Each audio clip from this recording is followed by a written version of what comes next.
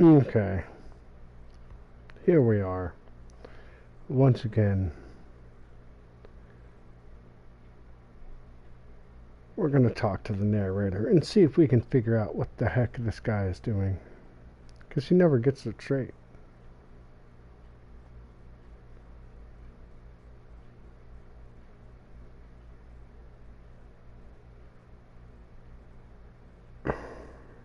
What?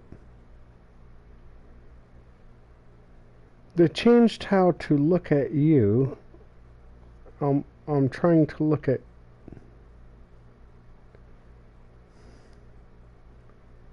me. That is live. Wow, they totally changed how any of that works. But apparently it works, and I have my sound talking, and here I am. Yes, hello. How goes it, guys? Now we can make it ridiculously bright, or standard, or ridiculously dark. I like my stuff on a little of the bright side. I'll let the game know that. Please adjust the slider until the dog and cat are friends. Now, do I want the dog and cat to be friends? Usually dog and cats as friends are about this far apart.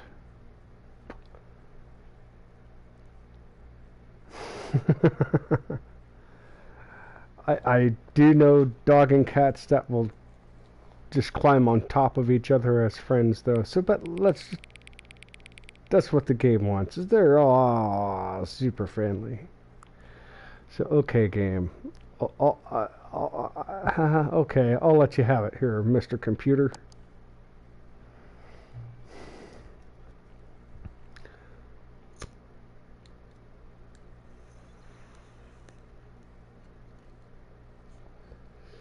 Please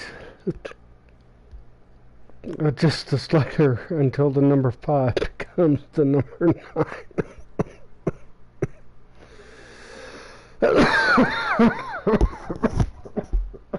9. Excuse me. Hey guys, watch out for that first hit of the day. It's a doozy.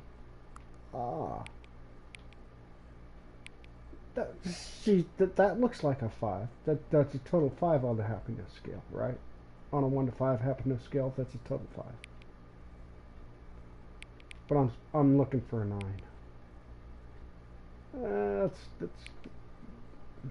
That's a 3 out of 5. Yeah, which is okay. There's only 2 waves in the flag. That's a 9.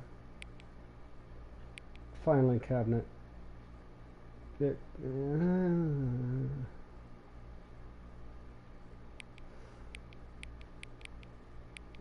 there's a 9. So is that a 9 or is that a 9?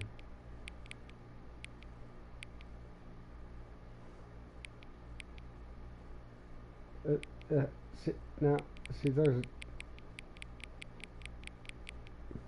B8 bike ambulance 9.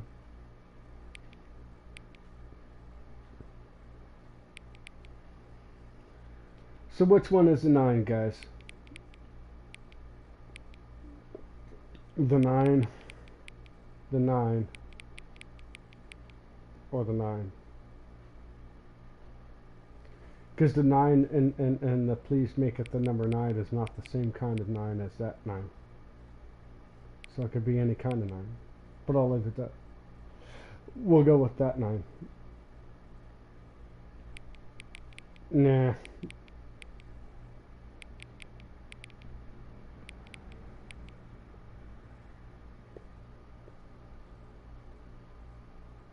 What do you think? The happy face? Happy face is a 9. Happy face is a 9. Please adjust the slider until you stop adjusting the slider.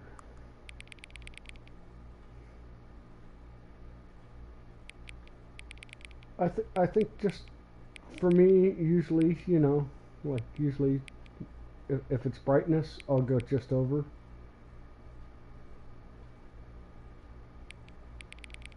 Over medium. If it's sound, I'll go just under the top. So like if it's sound, I'll go just under the top. If it's brightness, I'll go just over the medium. So let's go just over the medium, assuming it's brightness, because that's a pretty good glow on that thing. What do we think? Yes? Which of the two made-up words below is most appealing to you?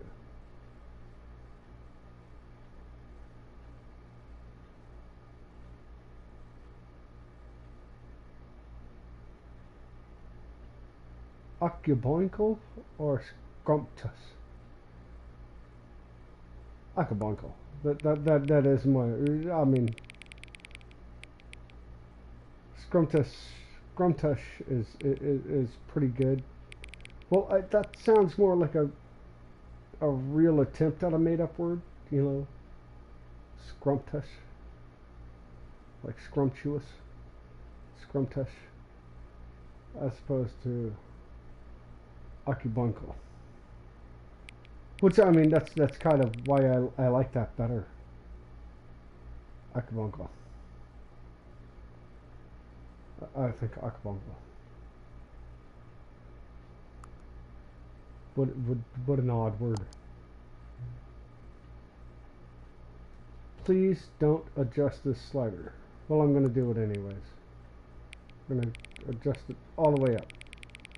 So please don't adjust this slider. I'm going to slide all the way up. Because you know the achievement in this game is adjusting all sliders to every position.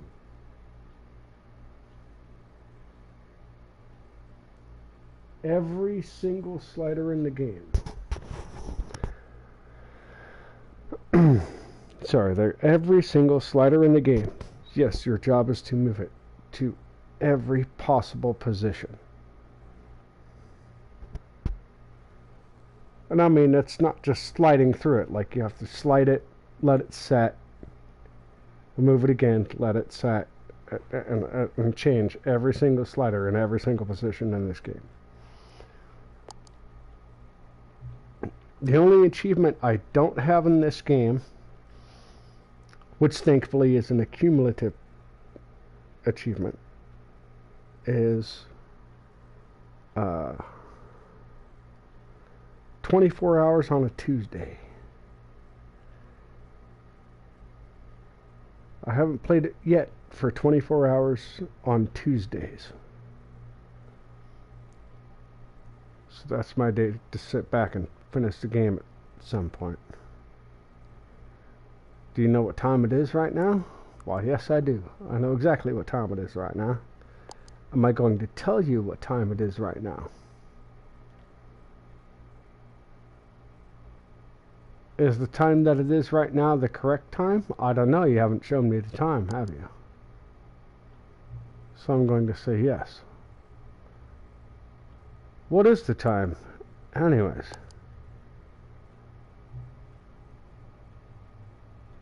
Is there anything about yourself that you haven't told me? Yes, plenty. Help. Sure, I'll help.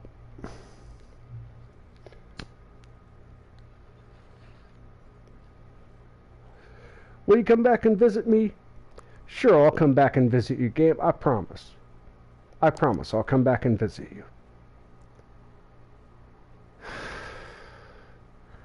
Wow, that's a needy opening sequence right there. That happens every time you turn the game on. After a certain point, every time you turn the game on, it does that crap.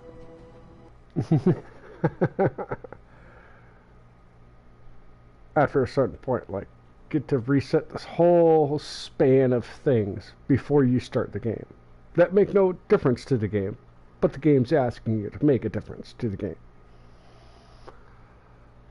Fucking Stanley Parable is wild, man.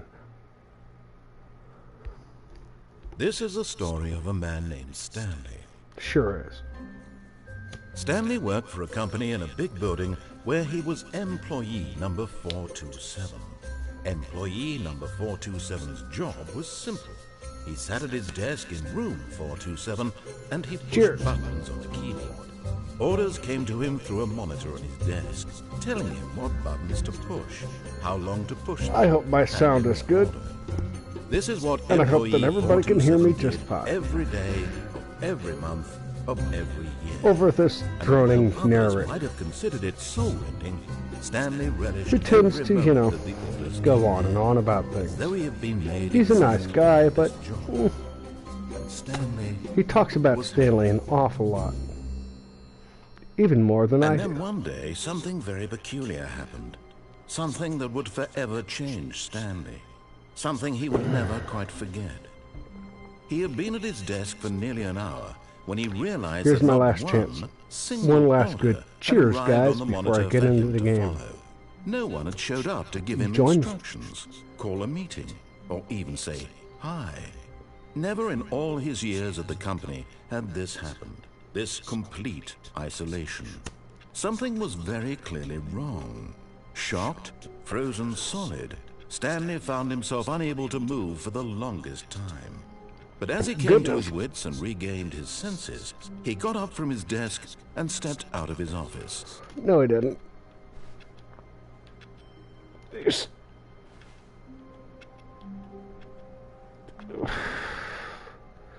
Did he leave the office? Did I leave the office? Or did he just stare at the clock until it was time to step aside? Oh, goodness.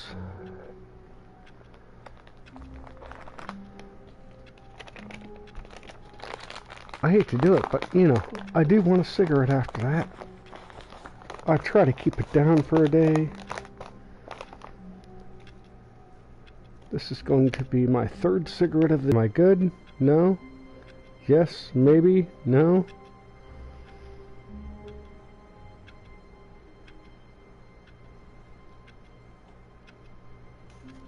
It can't make up its mind. I was saying, applaud me, guys, for having as little cigarettes as I do. This is my third, maybe fourth cigarette for the day. I can't quite remember. Maybe at best my fourth cigarette for the day, so I'm doing pretty good.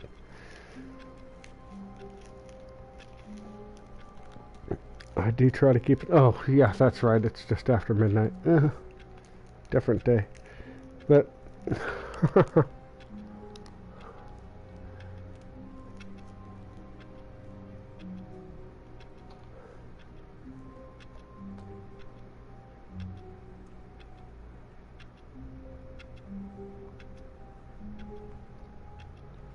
here we go, guys, because I'm not sitting in the office for that long for the thing to take place. Was gone.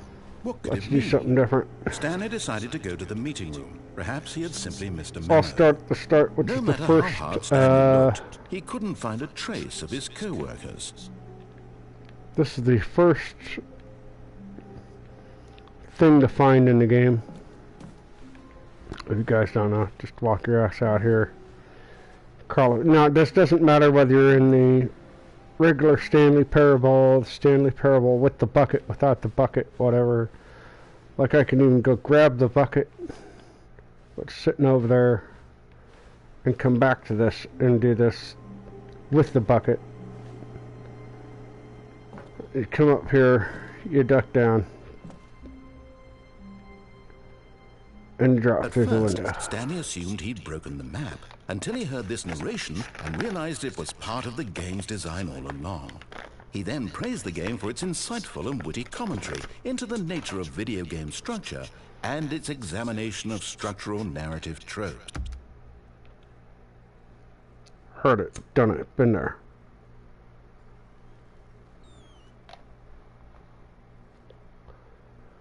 What I wish I could, boy, without restarting, like completely restarting the game, which I need to at some point.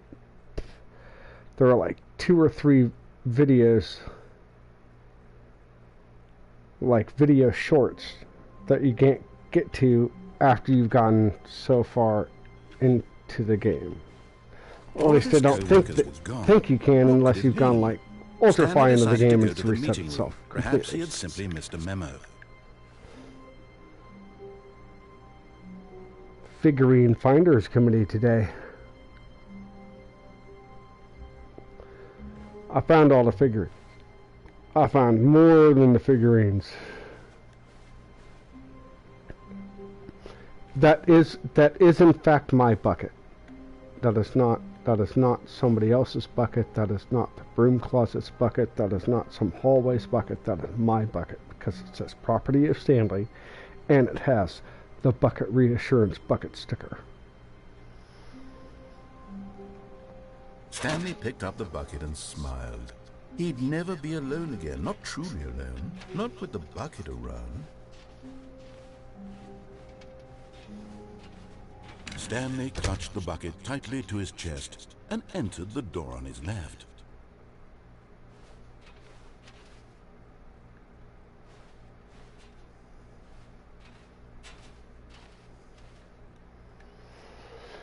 Alright, whoever's watching, any votes?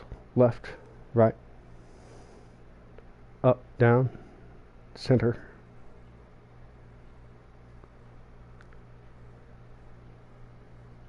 Should I go left, left, up, down, left, right?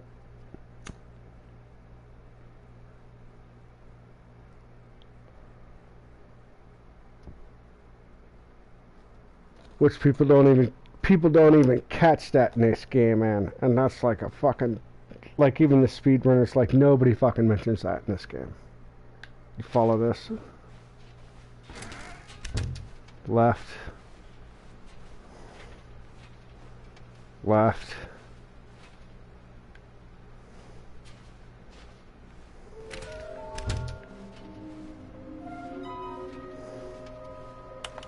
Up. Right. Left. Coming to a staircase, Stanley and the bucket walked upstairs to the boss's office. YouTube analytics is trash, man. Have you seen the bucket launch on this game, Henny?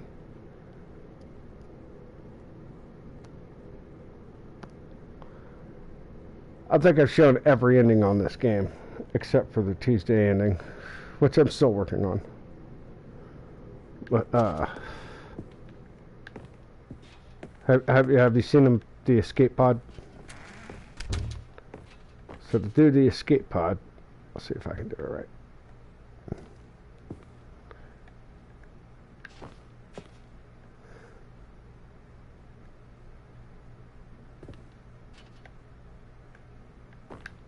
Stepping.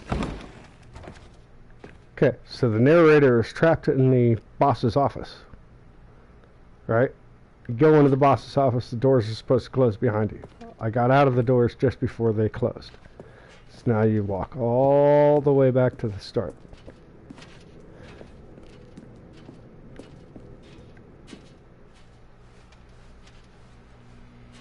And now I've got the bucket this time, so it's going to be different, but thank you. Good luck.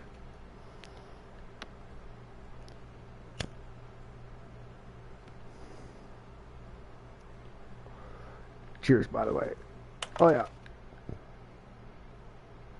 Small floating objects have appeared across the office. We have synergized our, yeah. The minute somebody says synergize on a fucking office meeting, man, I'm done.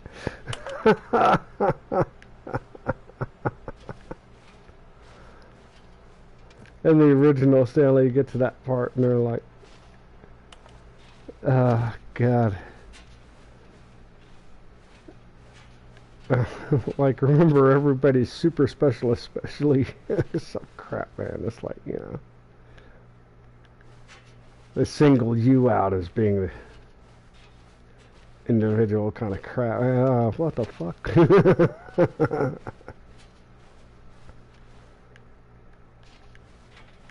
So there was that committee meeting. Oh look, here's the door next to my office that you couldn't access until this point in the game.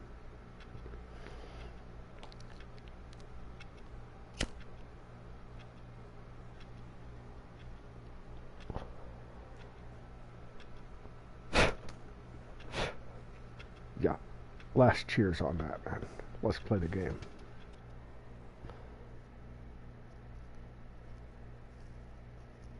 So you've had this wild office. I'm sure you've seen this game before. You've had this wild office that you're running around and constantly the whole thing is just like bizarre. There's nobody around. You've got this narrator telling you exactly what to do, and then you come into this.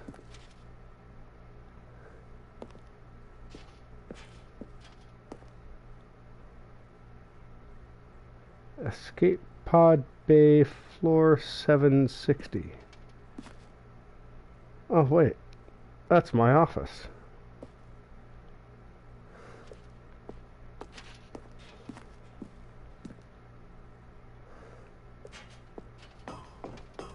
And you go upstairs and oh wait, that's my office.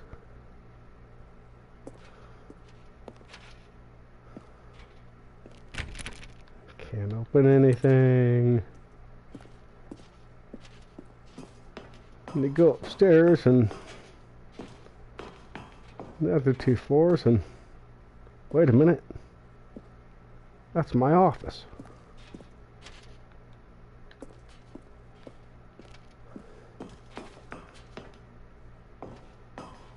Well, that doesn't seem right. You ever seen that Twilight Zone where the dude's head just kept getting bigger and bigger?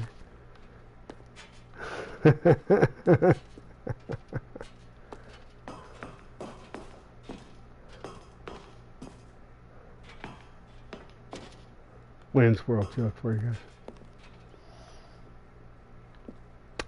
Oh look, it's my office.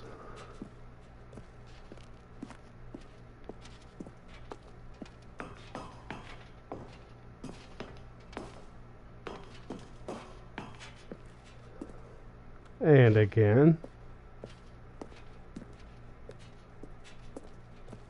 2 more floors, and we're at the escape pod on floor 560.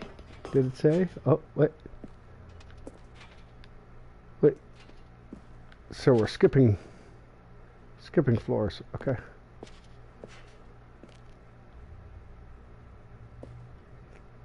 Each office is more messed up than the first one. Now, you really can't read this. That's the issue.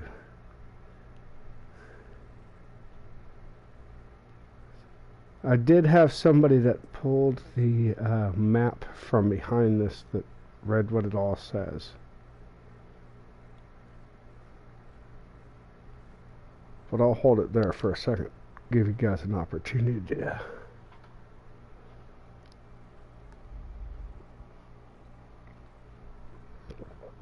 make out what you can of it. Alright.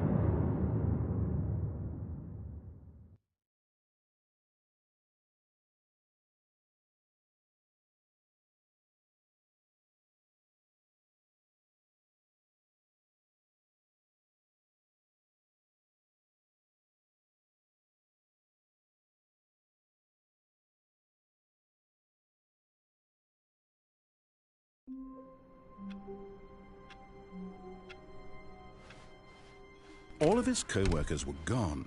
What could it mean?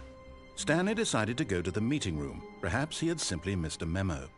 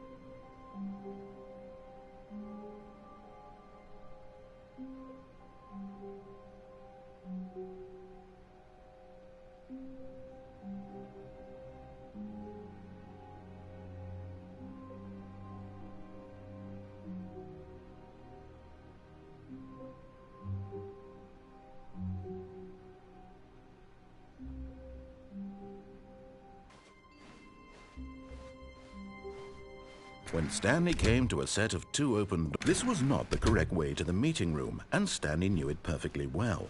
Perhaps he wanted to stop by the employee lounge first, just to admire it. Ah, yes, truly a room worth admiring. But eager to get back to business, Stanley took the first open door on his left. And so he detoured through the maintenance section, walked straight ahead to the opposite door, and got back on track.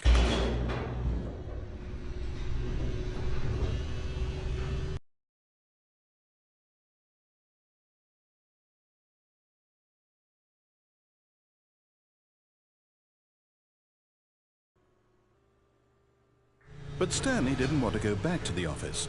He wanted to wander about and get even further off track. So now in order to get back, he needed to go, from here it's, left. Oh, no, it's to the right, my mistake. No, not the right. Why would I have ever said it was to the right? What was I thinking? It's clearly... Oh dear, would you hold on for a minute, please? Now, let's see. We went down right, left, down, left, right. Yep, okay, yes. I've got it now. This story is absolutely, definitely this way. I say after this we go completely break a game. I got a couple of ways of making it happen. No, this one. No. This isn't right at all. You're not supposed to be here yet. This is all a spoiler. Quick, Stanley, close your eyes. Yeah, no, that's the end of the game. Okay. We just have to get back to, and then... Who am I kidding? It's all rubbish now. The whole story completely unusable. How about, rather than waste my time trying to salvage this nonsense, we'll just restart the game from the beginning. And this time, suppose we don't wander so far off track, Okay. From the top. From the top. Let's start again. Oh, shit.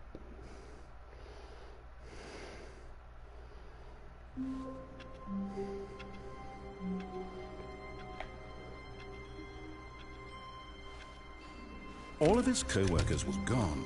What could it mean? Stanley decided to go to the meeting room. Perhaps he had simply missed a memo. Was it just a memo? No, it wasn't. Oh.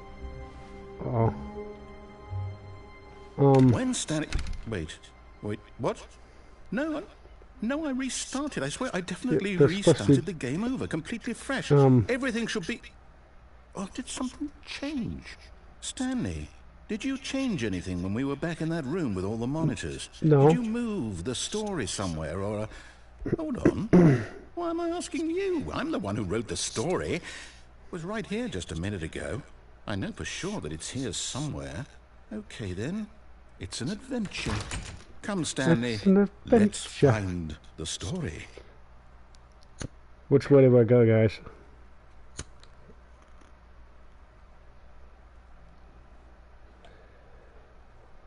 It's an adventure. Anybody got suggestions?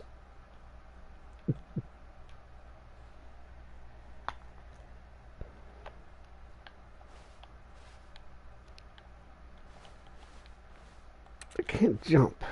Otherwise I go over that. I can't jump. I'll say it. This is the worst adventure I've ever been on. I can promise you there definitely was a story here before. Do we need to restart the game again? Well, I find it unlikely that we'll ever progress by starting over and over again, but it's got to be better than this. Okay, let's give it a shot. Why not? Okay. There we go. Start it over again. Mr. Narrator, you are in control. Let's see what happens. All of his co-workers. Oh, my balloons are gone. What could it mean? Stanley decided to go to the meeting room. Perhaps he had simply missed a memo. Oh, my pedestal for the... Oh, no, that's not good. The pedestal for my bucket is gone. Can I get the bucket back? Bucket. Where's my bucket? I need my bucket. Alright, anyways. Oh, well, there's just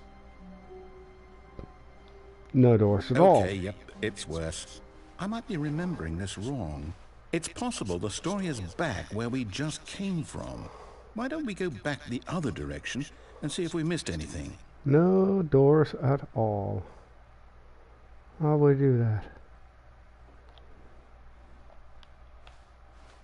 Okay. Back the way we came.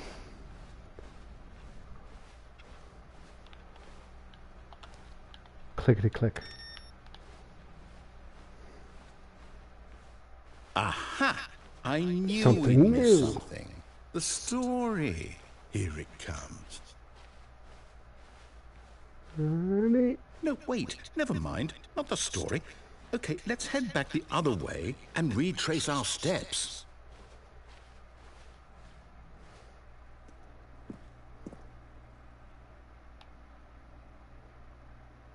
Yeah, that just happened. Now this... Well, I'll be honest, I don't recognize this place at all. Is this the story? I don't think so. I can't quite recall, but I believe my story took place in an office building. Is that correct?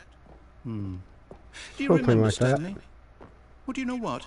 Since I've completely forgotten what we were supposed to be doing, how about this?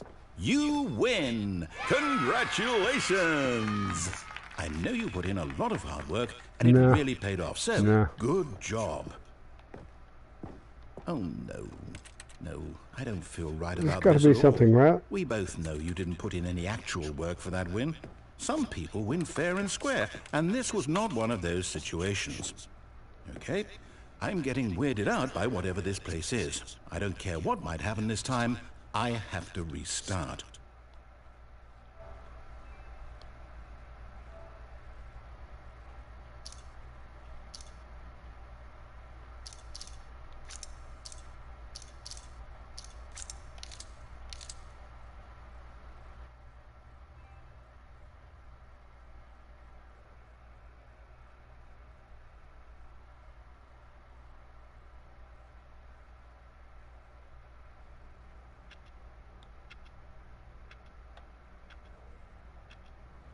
Oh god. I didn't mean to activate that. All right, I've got a solution. This time, to make sure we don't get lost, I've employed the help of the Stanley Parable Adventure Line. Just follow the line. Alright, let's do this, How simple guys. is that?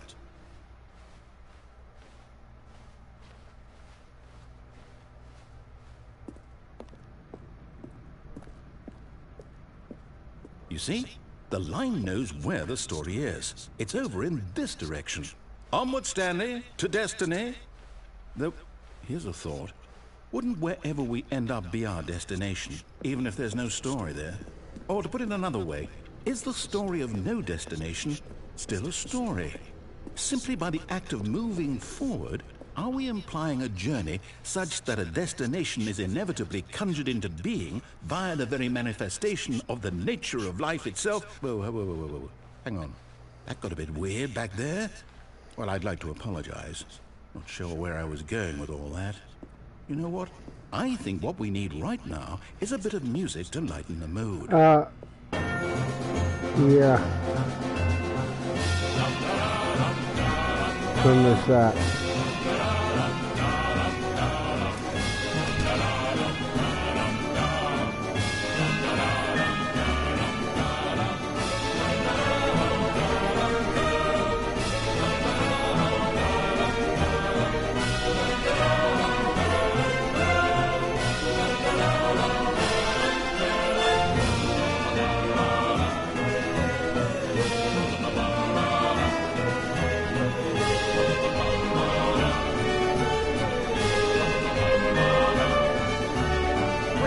Cut the music.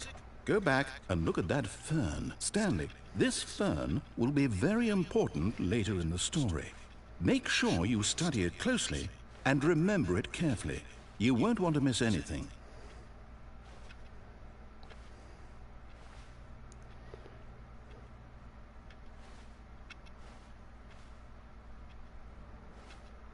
Just to remind all of you, this fern has absolutely nothing to do with the game.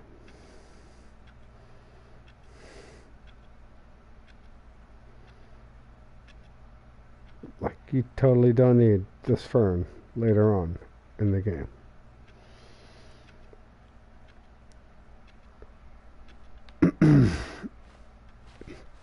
On with the game.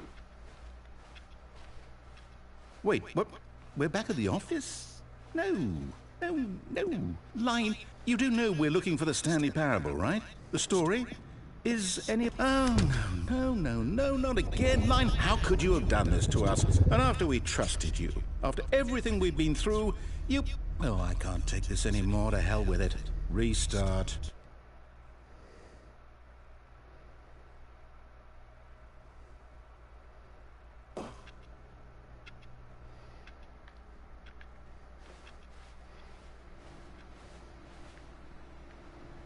You know what, Stanley? I say forget the adventure line. What's it ever done for us? We're intelligent people, right? Why can't we make up our own story? Something exciting, daring, mysterious. Ooh, this all sounds perfectly doable. Why don't we simply start wandering in, well, I don't know. How about this direction?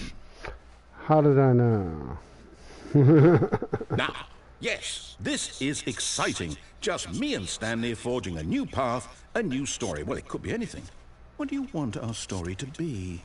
Go wild. Use your imagination. Whatever it might be, Stanley, I'm ready for it.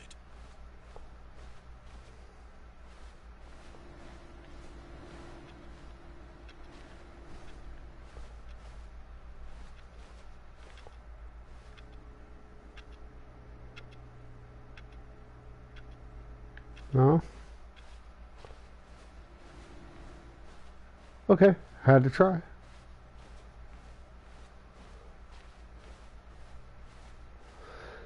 So anyways, you know, you get to points in this game and what they use is portals. You know, like the game, Portal.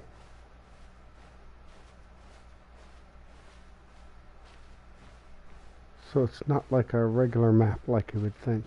Oh no, not you again. Stanley, I'd also like to veto the line from having any role in our awesome new story. No lines or monitor rooms. Just don't acknowledge it, and we should be fine.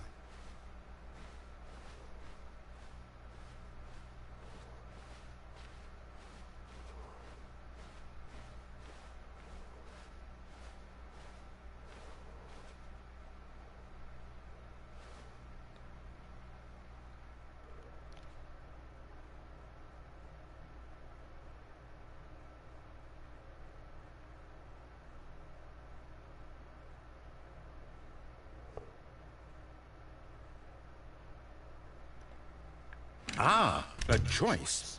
We get to make a decision. From here, the story is in our control. How important we mustn't squander the opportunity. In fact, I believe I need a minute to think here. Just walk in circles for a minute. Okay, so I know that each door has to lead somewhere, which means that somewhere at the place where we're trying to go, there must be a reverse door that leads here. And that in turn means that our destination corresponds with the counter-inverted reverse door's origin. So starting from the right, let us ask, will taking the right door lead us to where we're going? And since the answer is clearly yes, then by all accounts, the door on the right is the correct one. Another victory for logic. Come, Stanley, our destiny awaits. Oh, hold up, what's this? The confusion ending. You're telling me that's what this is? It's all one giant ending? And we're supposed to restart the game, what, eight times? That's really how all this goes? It's all determined? So now, according to the schedule, I restart again. Then what? Am I just supposed to forget? Well, what if I don't want to forget? My mind goes blank simply because it's written here on this thing, wall. Well, who consulted me? Why don't I get to decide? Why don't I get a say in all of this? Is it really? No, it can't be. I don't want it to be. I don't want the game to keep restarting. I don't want to forget what's going on. I don't want to be trapped like this. I won't restart the game. I won't do it. I won't do it. I won't do it. And the timer stopped? Does that mean, did we do it? Did we break the cycle? The, whatever it is that made this schedule? How would we even know? Will someone come for us? Will something happen? So, okay. I guess now we just wait, you know. I suppose in some way that this is a kind of story, wouldn't you agree? I'm not quite sure if we're in the destination or the journey, though they're always saying that life is about the journey and not the destination. So I hope that's where we are right now. We'll find out, won't we? Eventually. Well, in the meantime, if you...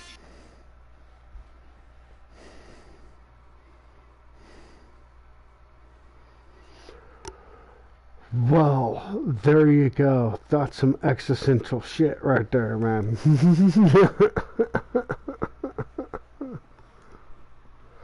That's how that game works out. Alright, guys.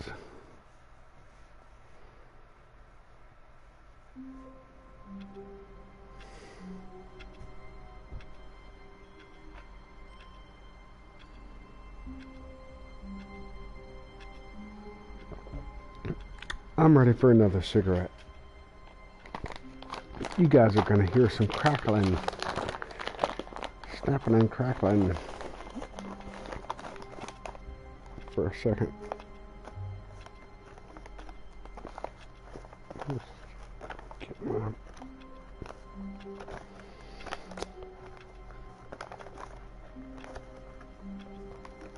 Because I'm an old school smoker. I still roll my own shit.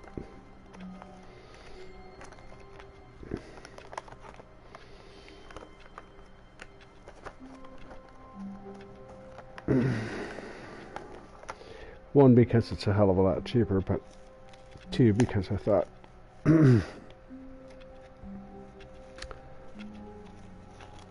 always for the price, a good hand-rolled Turkish tobacco cigarette was better than a manufactured Turkish tobacco cigarette.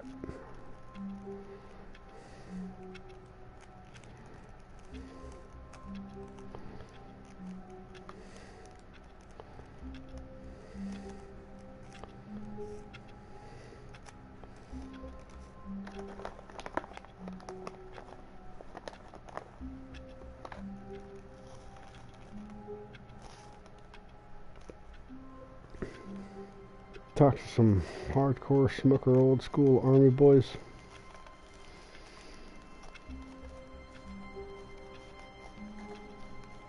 A few of them I know.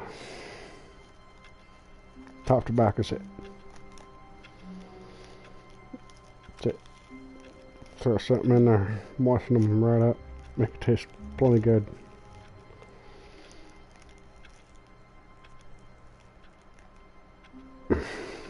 Pouch is well made.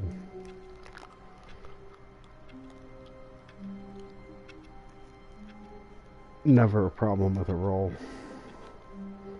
Unless you get down to dust, which that happens with everything.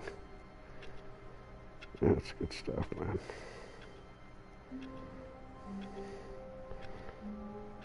man. Top is not what I go for, but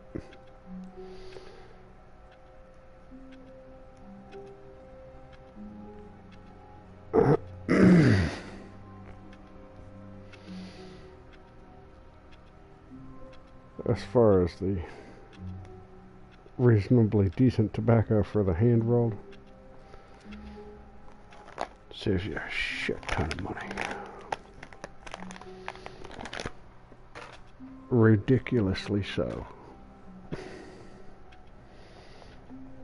Like, ridiculously so.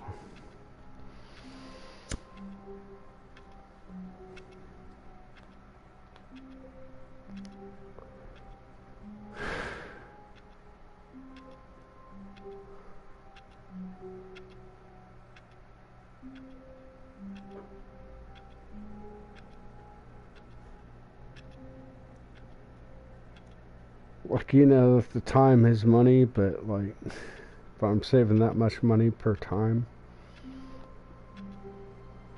if I gotta spend the time to save that much money, I'll do it. Yeah, time is money. Like you ain't getting, few people are getting paid enough to spend the money on the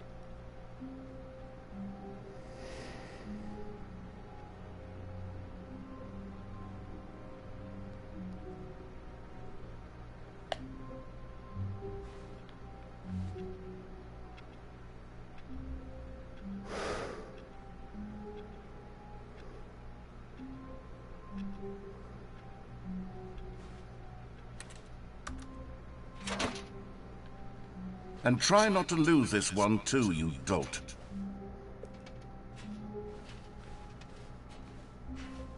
Stanley clutched the bucket tightly to his... This was not the correct way to the meeting room, but Stanley had felt the bucket calling to him, telling him that the employee lounge was simply the place to be. And here it was. Had the bucket turned out to be correct? Was this better? No, never mind. The bucket was wrong. Stanley took the door on his left to go back to the meeting room. And so the two of them detoured through the maintenance section and walked straight ahead to the opposite door.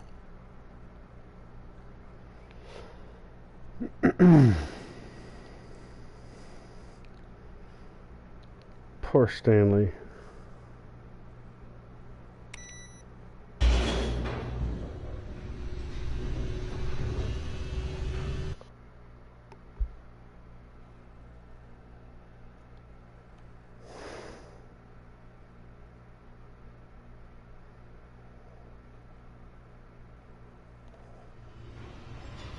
Oh, good Stanley. I'm glad you found your way here. I knew you'd find this place eventually.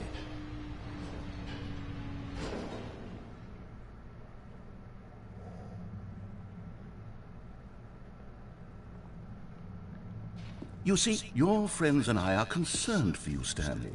We've come together here because we care about you very much. It's this bucket you're carrying around everywhere.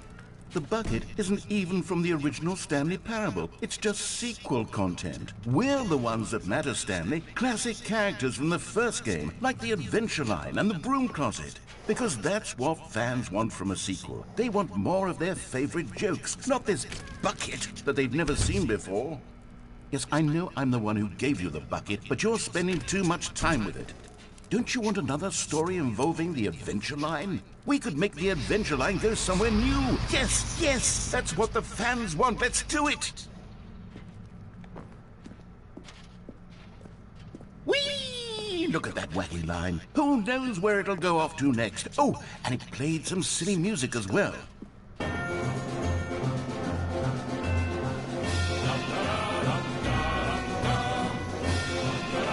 Now this is what the Stanley Parable is all about.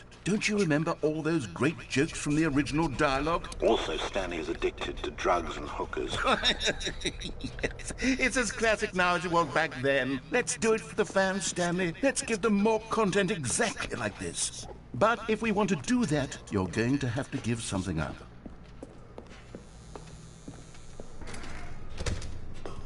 Don't you get it, Stanley? We need to get rid of the bucket. That's why I'm very proud to introduce a brand new character. This is the Bucket Destroyer. God. I think it'll make a wonderful new addition to the rich lore of the Stanley Parable. True, it also was not in the original game, but it's such a well-fleshed-out character with so much personality that to me it already feels as though it's been part of the cast all along. Don't you agree? Can you guess what the Bucket Destroyer does? Surely you don't need me to spell it out for you. Go ahead now, Stanley. Say goodbye to the bucket, and then pop it into the machine when you're ready.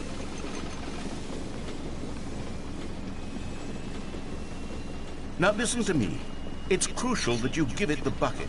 I don't know what the Bucket Destroyer will do if it can't destroy your bucket. Destroying buckets is all it knows. That is its singular personality trait. Look, it's got my name on it. I can hear you saying, how does a character with only one personality trait deserve to join the pantheon of beloved Stanley Parable characters? Well, you see, if you were to really explore the Bucket Destroyer, you would see that its desire to crush buckets is so densely loaded with complexity and nuance that it's really like 10 personality traits. What other object in this game can you even say that about? The broom closet? Certainly not. I wonder what sort of Bucket Destroyer merchandise the fans will be clamoring for after this. Okay, the Bucket Destroyer is getting very upset now. You'll have to hurry and feed it. We can't get back to the classic Stanley Parable characters like the Adventure Line or the Bucket Destroyer until you crush that damn bucket. Quickly now, the fans are waiting. Do it, the fans, Stanley. Give the fans what they want. Hurry and... Well, there you go. The death of the Bucket Destroyer. Creation. You had so much potential. We were going to do such marvelous things with you, tell such spellbinding stories about you. All of it squandered now. Well, Goodbye, new that's my friend. fault. For the moment in time that you were here, you were magnificent. Magnificent.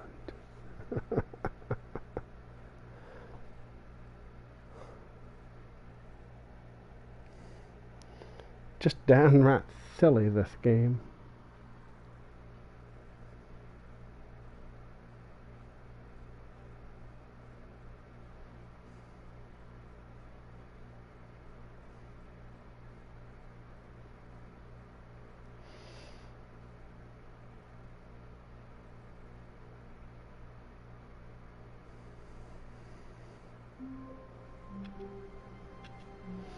Well, that's different.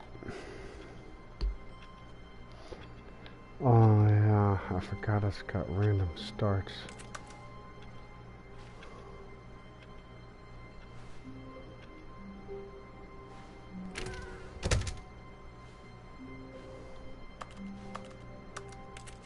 The good old bucket.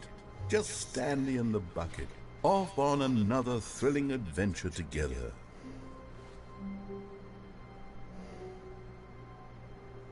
Stanley clutched the bucket tightly to his chest and entered the door on his left.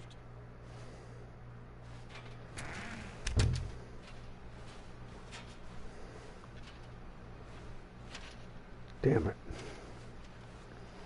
I need new content.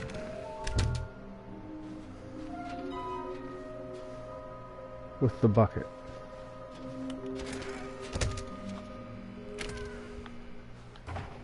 Stanley, we must move on from this broom closet, simply because I have no remaining stickers. If I did, you can guarantee we'd be in here for hours. But alas, no stickers. Let's wait. I bet you he has a sticker.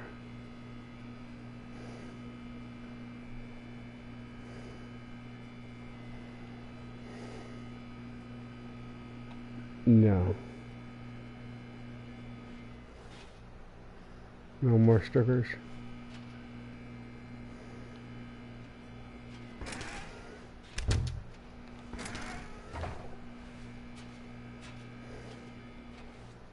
Yep, he's done. Coming to a staircase, Stanley and the bucket walked upstairs to the boss's office.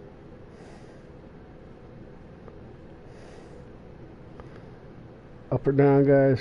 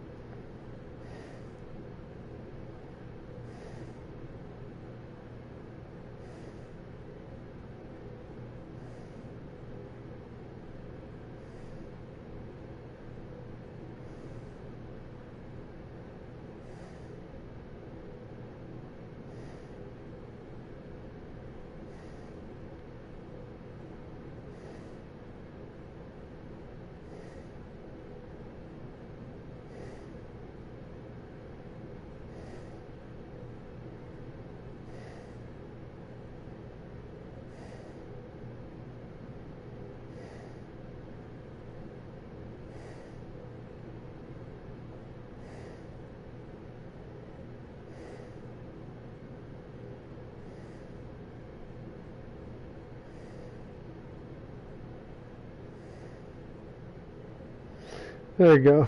That's about as close as a pole as I can put in my thing.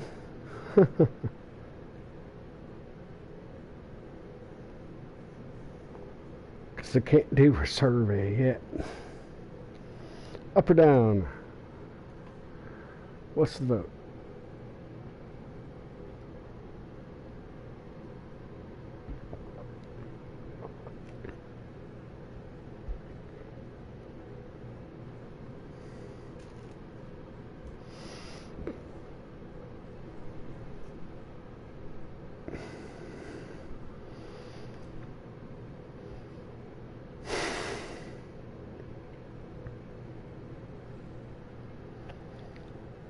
Whoa.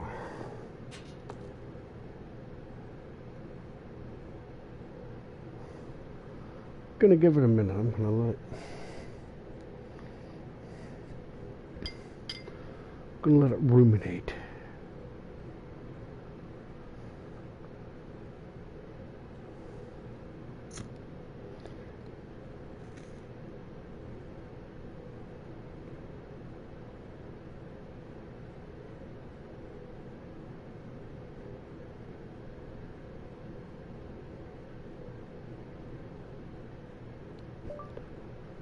Why don't the United States elevators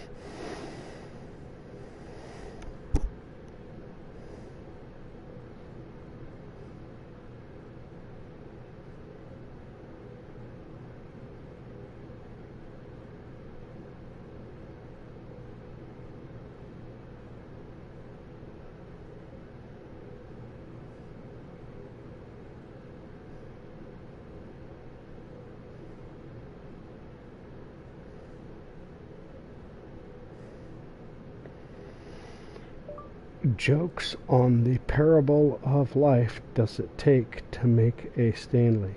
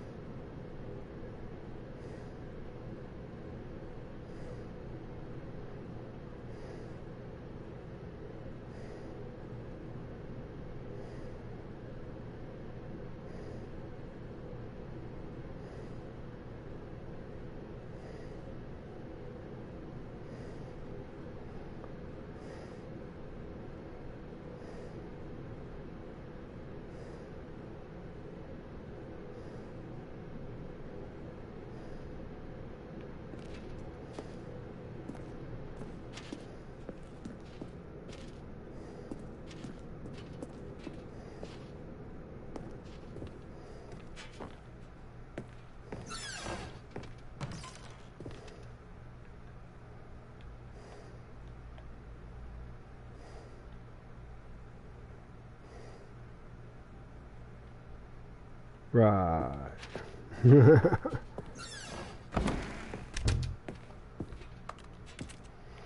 Well, yeah, just like there's this glory bit of artwork.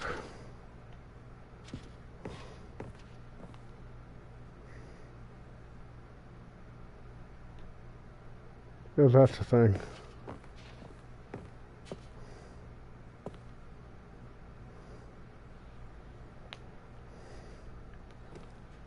Stepping into his manager's office, Stanley was once again stunned to discover not an indication of any human life.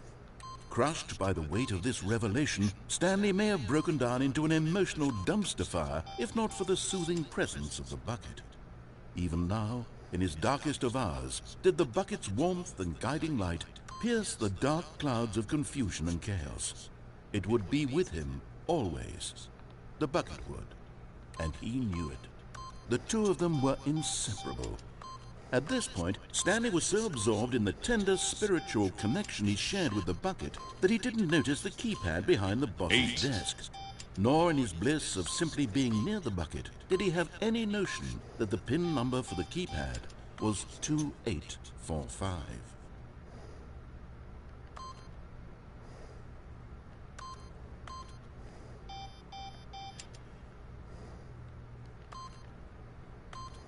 Stanley just sat around twiddling his thumbs, trying to input anything on the device, but Stanley guessed the correct code by sheer luck. Was it that the bucket knew all along? Was the bucket guiding him? Yes, this is certainly the most logical explanation.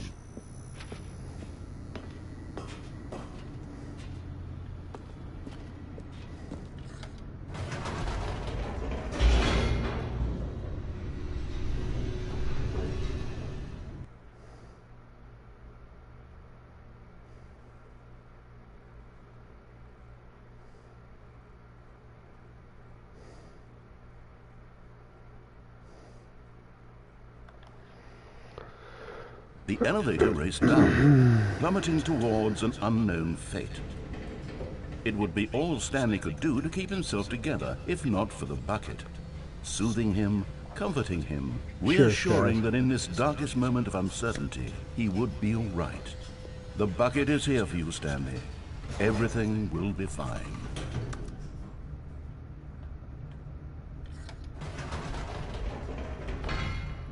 Wait, Stanley said to the bucket. Can we go back up? When I was pressing those keypad buttons, there was something very intriguing about the number 3. I want to go back so I can try pressing the number 3 again. The bucket said nothing. 3. I don't remember 3s being a thing.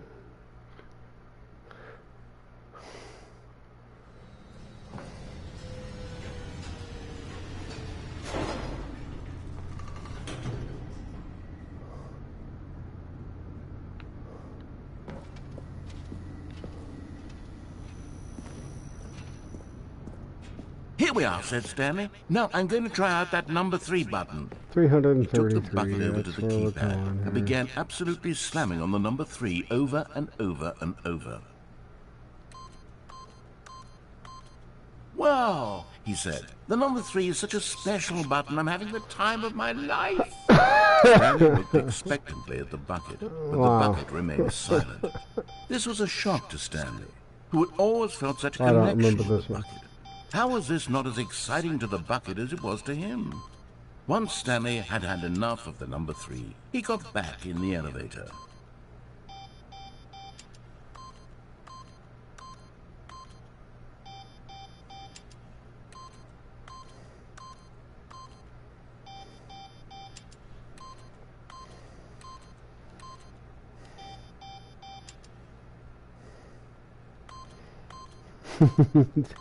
I mean, it's that game. You have to troll the narrator as much as the narrator trolls you.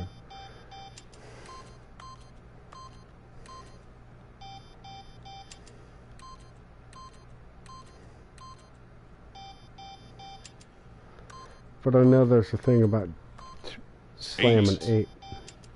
Alright. I think I already got it there.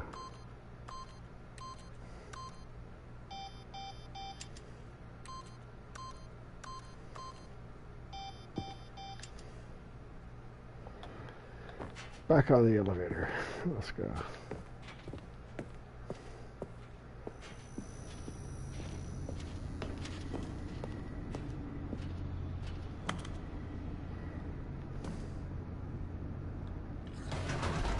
Perhaps the bucket had missed something. Perhaps it had not seen how much joy Stanley got from slamming the number 3 repeatedly. I did spam the number 3 repeatedly.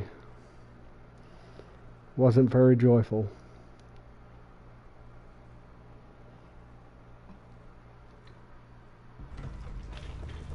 Cheers, guys. You know what? I'm not done in that room. Narrator. Just gonna bitch at me about it. No, said Stanley to the bucket. You can't go on yet. Not till you understand how much the number 3 means to me. You and I have been through so much together, and I just want you to see what I see. Feel the happiness I feel. He smiled at the bucket, and the bucket said nothing. Wow.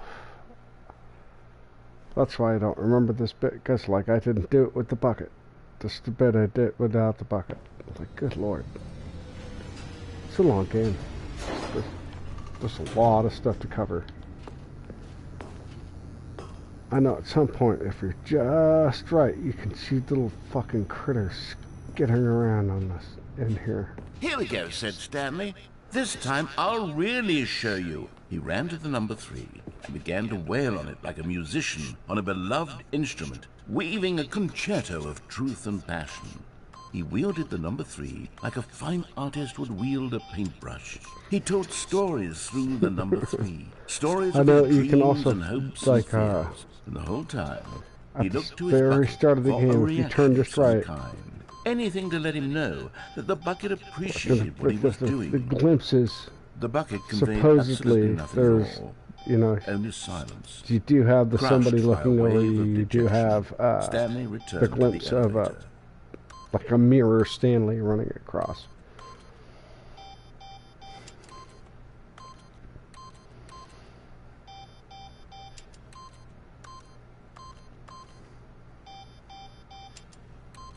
It's crazy.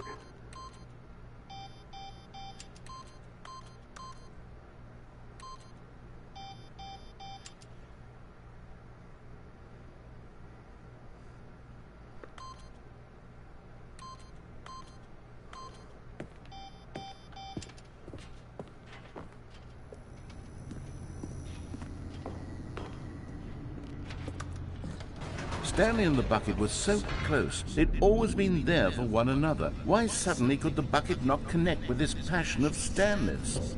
The question caused Stanley to ruminate the whole way down the elevator. He knew that there must be a way to get through to the bucket, to communicate fully with his dear friend. Surely there was a solution, mustn't there be? This bucket must understand my passion. It's a bucket. Must understand.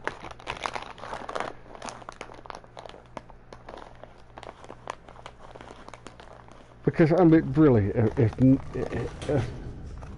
anything's going to understand you, or, you know, sympathize with the hard day, it's the bucket. I mean, think of, like, the crap the bucket has seen, man. Think of the hard days, you know, cleaning up somebody's puke, and having to just slosh out God knows what. I mean, that's the bucket jobs. The buckets work hard. They know what it is, and they're subject to miscare. Nobody rinses them out well enough or polish them. Or, you know, it's rare somebody cares about the wooden handle that they keep so well until, you know, it's broken by misuse.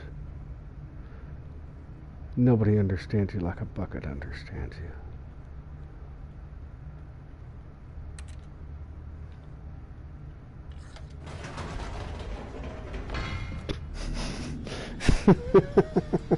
Sorry, man.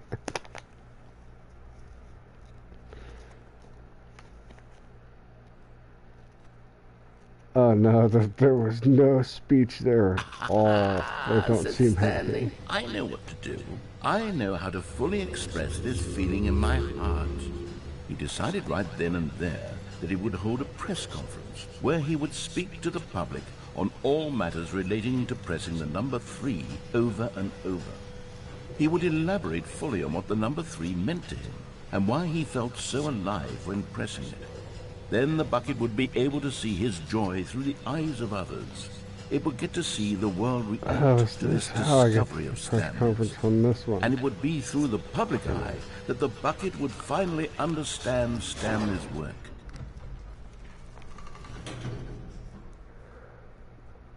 Hold on, man.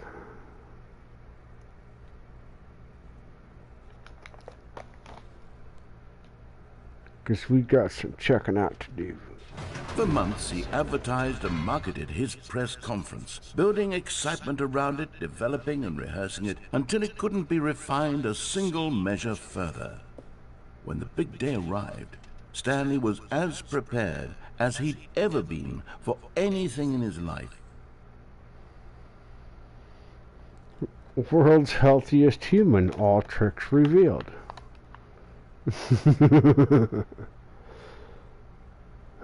How we did it. The pyramids. Live. The guy who went to Mars. That's him. Oh, good Lord, man.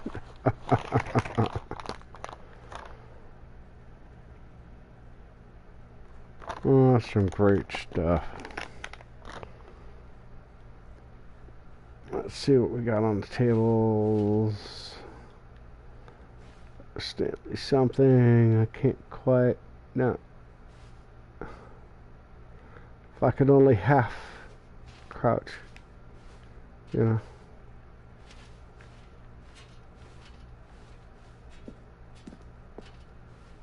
Might be a full poster of it up here.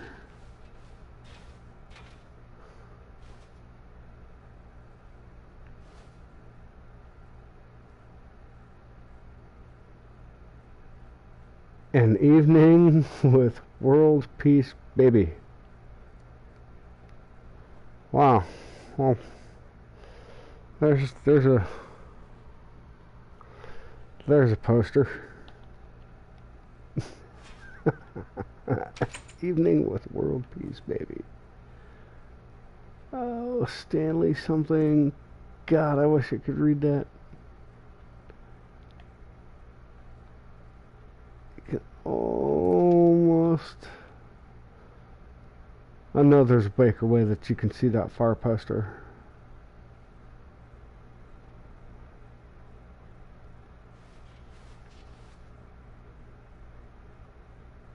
A Q&A with the world's first sentient machine.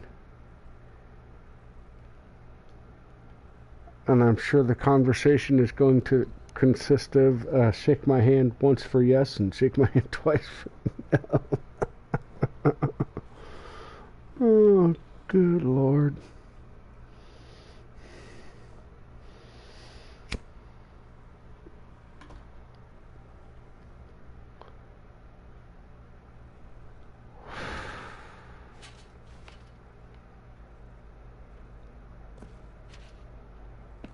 Doing great.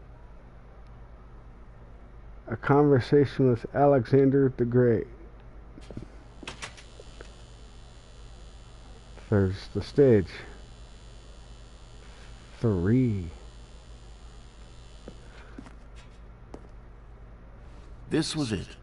One last chance to win the bucket over. One opportunity to share a true connection with a loved one.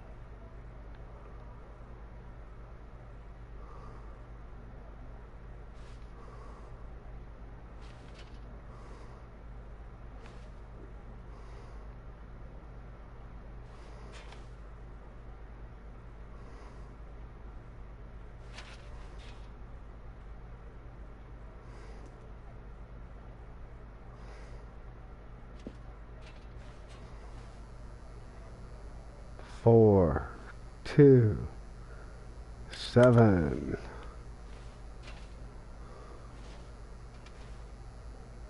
33333333333.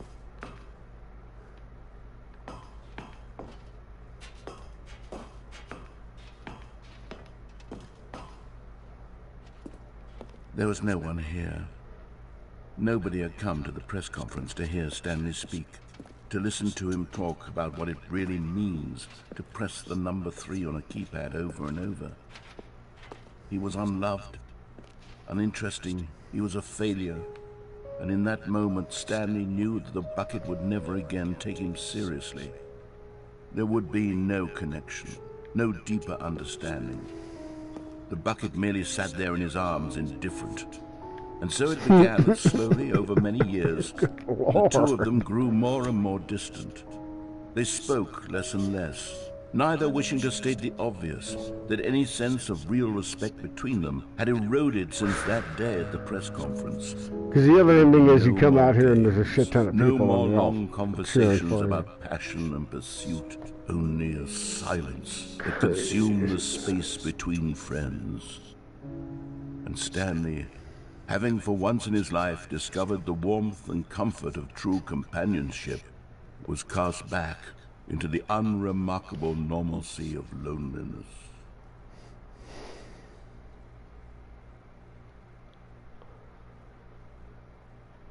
And away we go. Start the game again. Cheers.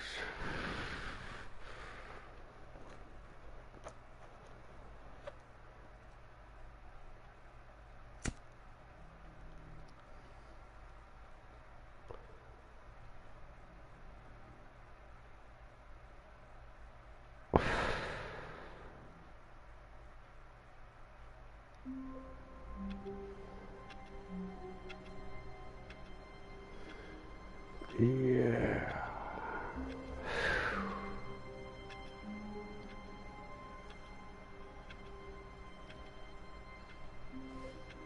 The balloons are back. All of his co-workers were gone. What could it mean? Stanley decided to go to the meeting room. Perhaps he had simply missed a memo. Damn it.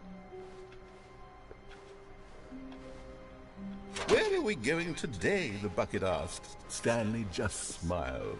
Anywhere they went together would be perfectly fine. Stanley clung the bucket to his cheek. Could his co-workers really all be gone?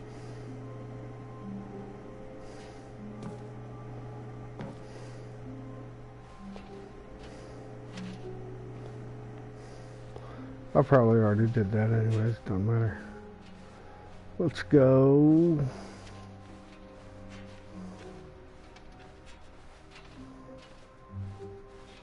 Talk to the wife. Stanley clutched the bucket tightly to his chin. Answer the phone.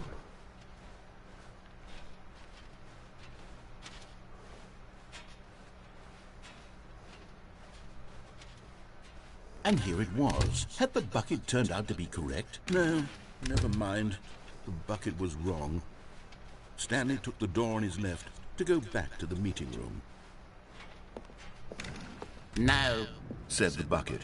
don't go to the meeting room. Go somewhere else. The cargo lift, yes. Go there. Go to the cargo lift.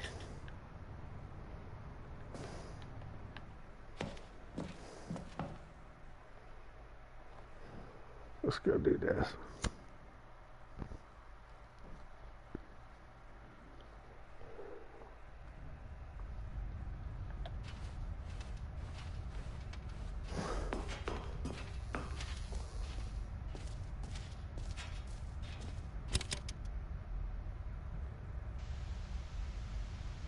Okay, this is day number 295. Take number... I don't even know. I've lost track.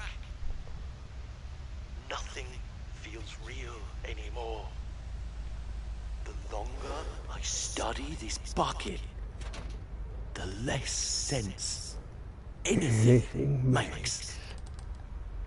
The sheer euphoria I feel every time I pick it up. No matter how many times I've done it, it's always the same feeling. and the emptiness in my chest when I set it down. It doesn't make sense.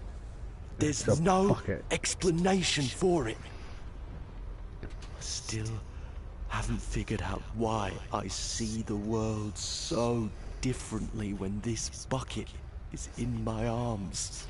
And specifically Why that bucket. everything feels so... My bucket. What do I do with this treasure? I can Give it to me. monetize it. It's my bucket. It's unthinkable the amounts of money people will pay for even just an hour with the bucket. This is my golden ticket. But I have to be careful, because as soon as this gets out, there's going to be a target on my back. Even now, I don't know who might be trying to get me. What's that? Who's there?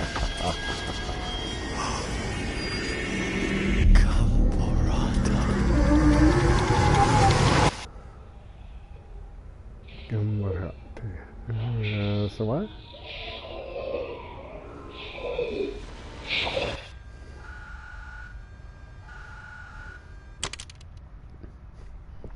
And that's it. There's no other connection to any crap in the game. Well, not in the game.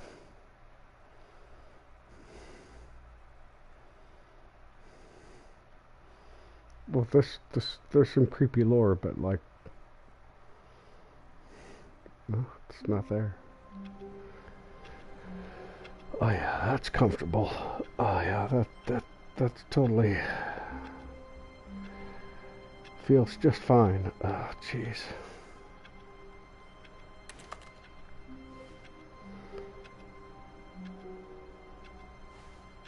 You will occasionally, by the way, anybody watching, go to play this game.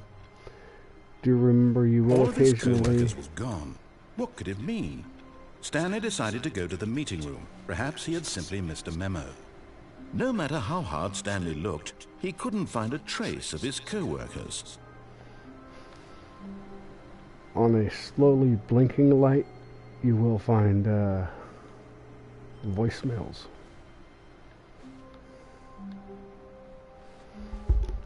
I have had that happen, so... Sorry. Oh, my reassurance. Everything's fine. A good bucket. A strong Everything's bucket. fine. A humble bucket. A committed bucket. A bucket of culture and distinction. Thank you. Not yet. Not yet.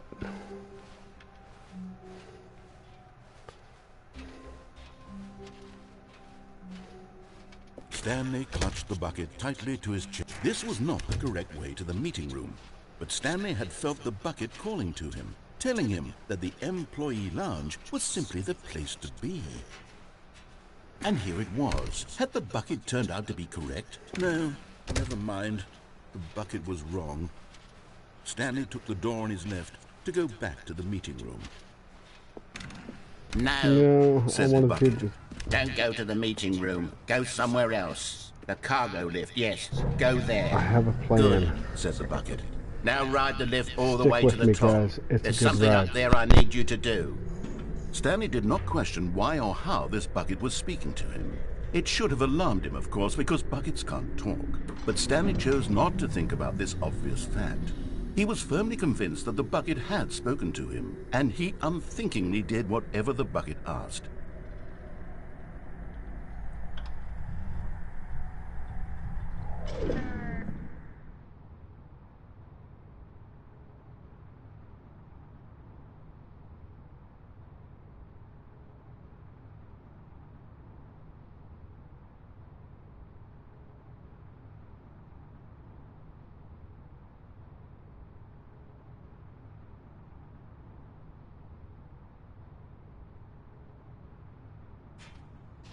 In here, said the bucket. Go into this dark room over here.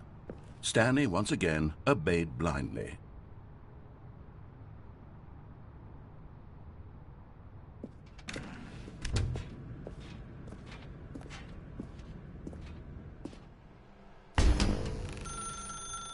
Now pick up the phone, said the bucket.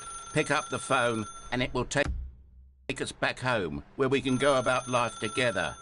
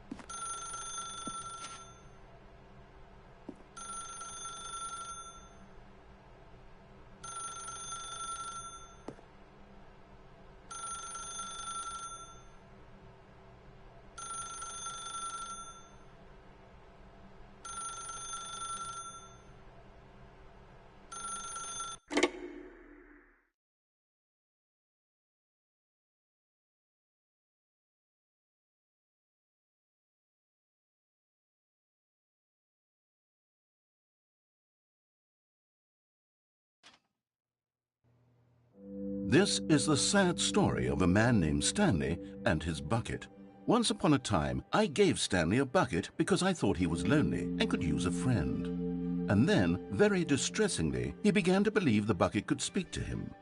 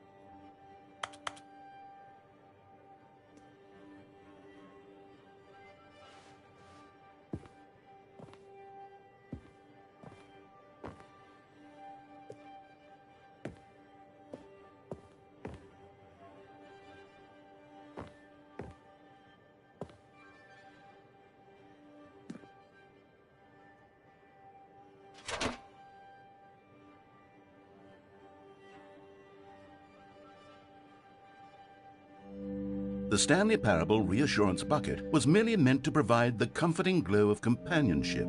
It doesn't literally talk and give you orders. Whatever Stanley is hearing the bucket say to him is just in his head.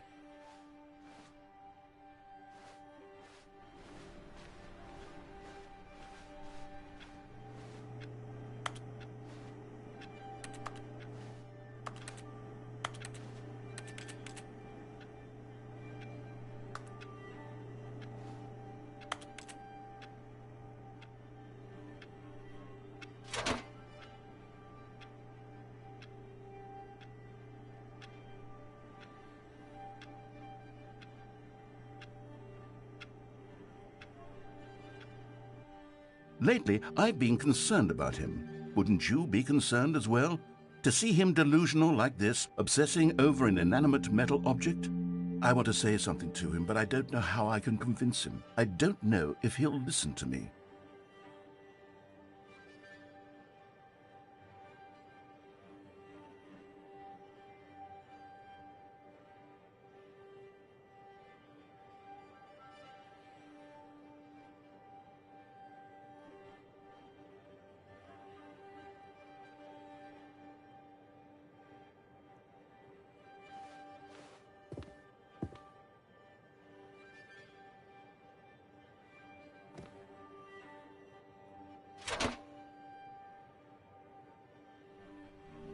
I'll try anyway. Stanley, can you hear me?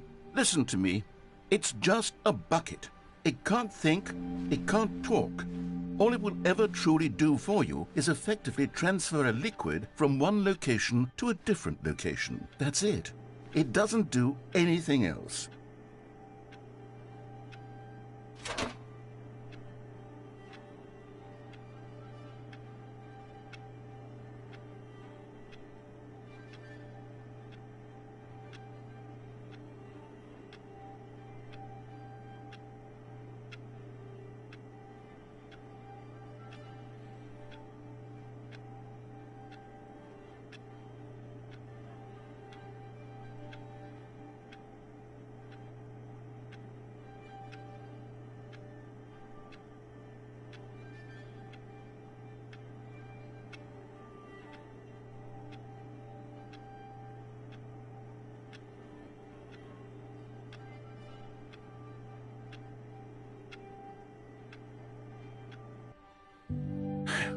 you see, he's not listening.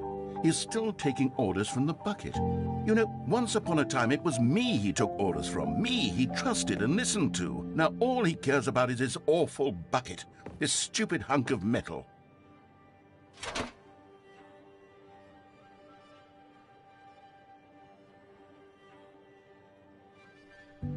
It's sad, but I suppose he doesn't need me anymore. From now on, he's just going to cling to this bucket, this cold, empty bucket, this sort of shiny bucket. Well, I'll give it this. The bucket does have a nice shine to it.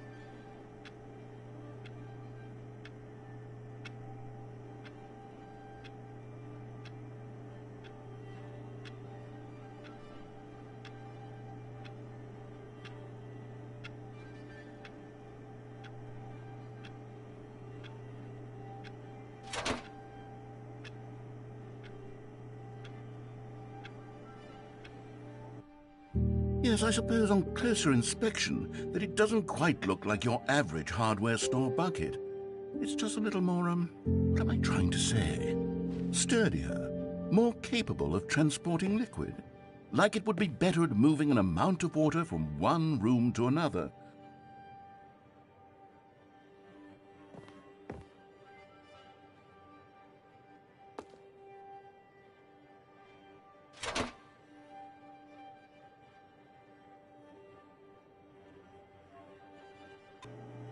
Oh my God, what am I saying?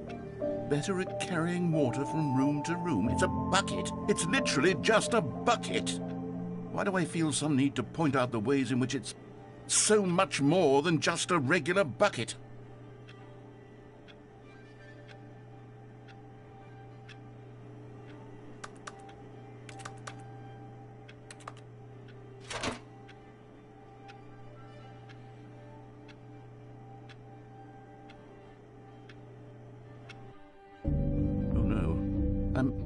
I'm having feelings for the bucket. No. What's going on? Why do I want to be with the bucket? Hear what the bucket has to say. Do anything it asks. What's wrong with me? I don't understand. Perhaps if I had the bucket, this would be less confusing. Yes, the bucket could tell me what to do in this troublesome situation.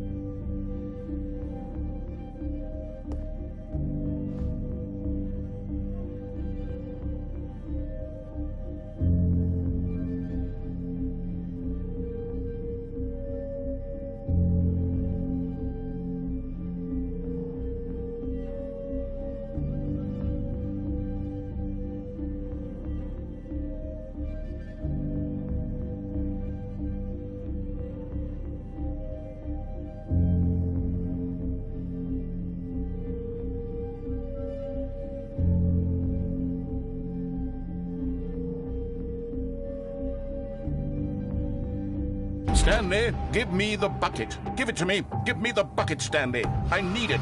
Give it to me now. Give it, or I'll...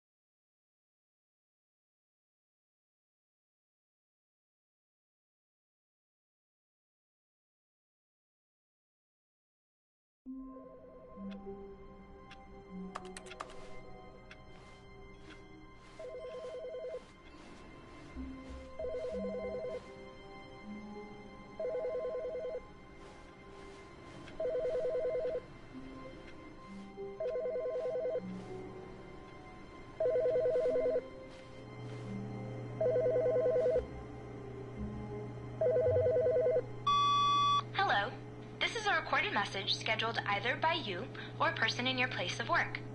The purpose of this message is to warn you about the dangers of recorded messages. If at any time you believe you are listening to a recorded message, please terminate it immediately and cease all flow of information from the recorded message into your perceptual sphere. Thank you, and have a pleasant day.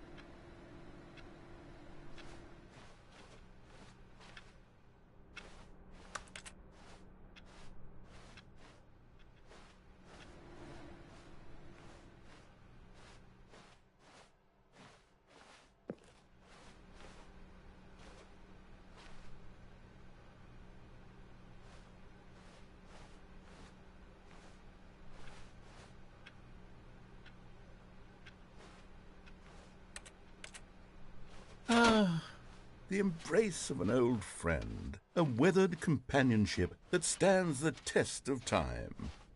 Stanley clutched the bucket tightly to his chest. This was not the correct way to the meeting room, but Stanley had felt the bucket calling to him, telling him that the employee lounge was simply the place to be. And here it was. Had the bucket turned out to be correct? No, never mind. The bucket was wrong.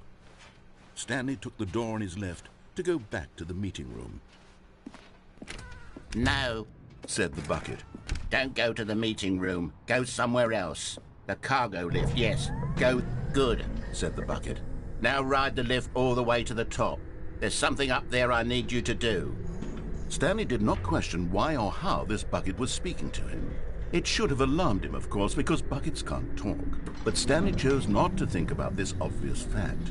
He was firmly convinced that the bucket had spoken to him, and he unthinkingly did whatever the bucket asked.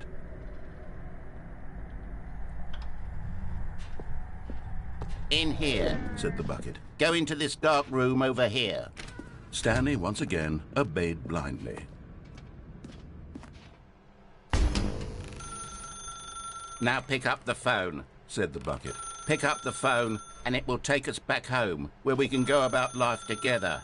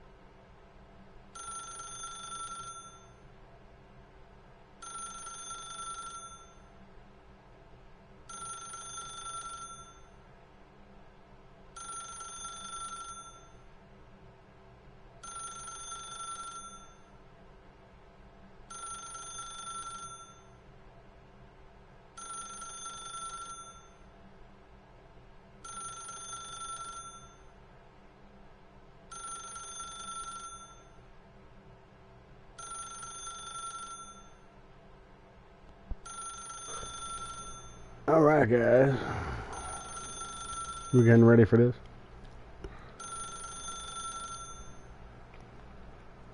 Hold on, I apologize for my early departure. I have to go.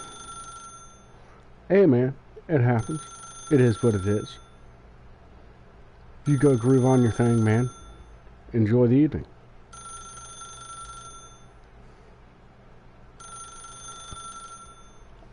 I'm getting ready to pull a plug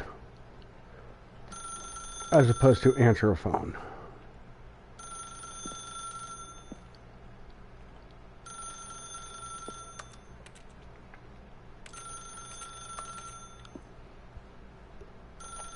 I can get the thing on it. Whoa, hold on. Why did you unplug the phone? Were you trying to resist the bucket's orders? Stanley, I was joking. Obviously, the bucket isn't talking to you and telling you to do things. Buckets can't talk. It was a joke. Don't you get the joke? It's funny, Stanley. A talking bucket. Can't you see? Oh, goodness. I must have really bungled up the delivery if you actually took me seriously. Where did I mess up the joke? Should I have paused for longer or spoken quicker? Comedic timing is so difficult. I wish I were better at it. But there isn't exactly an instructional video on comedy that one can watch to fully... Oh, wait, yes, there is. Yes, there is. It's sitting Here's right an here. instructional video on comedic timing. What is comedic timing? What is comedic timing? How does it work? How long should it last? How can it be used to effectively silence your political enemies? And more importantly, can it be taught in its entirety within 90 seconds? How can it be used Thankfully, to the silence answer your to political all enemies? of these questions is yes. Let's dive deeper. If you've ever told a joke or made someone laugh, in all likelihood, you did it while standing 50 to 80 centimeters from them in a room of no more than 76 degrees Fahrenheit, with one of your arms raised straight upward at a 15-degree angle from your body. These are the optimal conditions for good comedic timing. To begin the joke, start by stating and spelling your name. Next, provide a brief synopsis of the joke, including the specific times at which the recipient of the joke will laugh, and then spell out your name a second time. With these steps complete, it's time to begin the humor. Speak the entire joke in no more than 18 seconds and no less than 13 and a half, pausing only for bathroom breaks when necessary. When the joke has concluded, it is customary to inform your listener that the joke is over by declaring in your loudest possible voice, "I'm Dunny with the funny." Let's practice screaming, "I'm Dunny with the funny" now. I'm Dunny with the funny.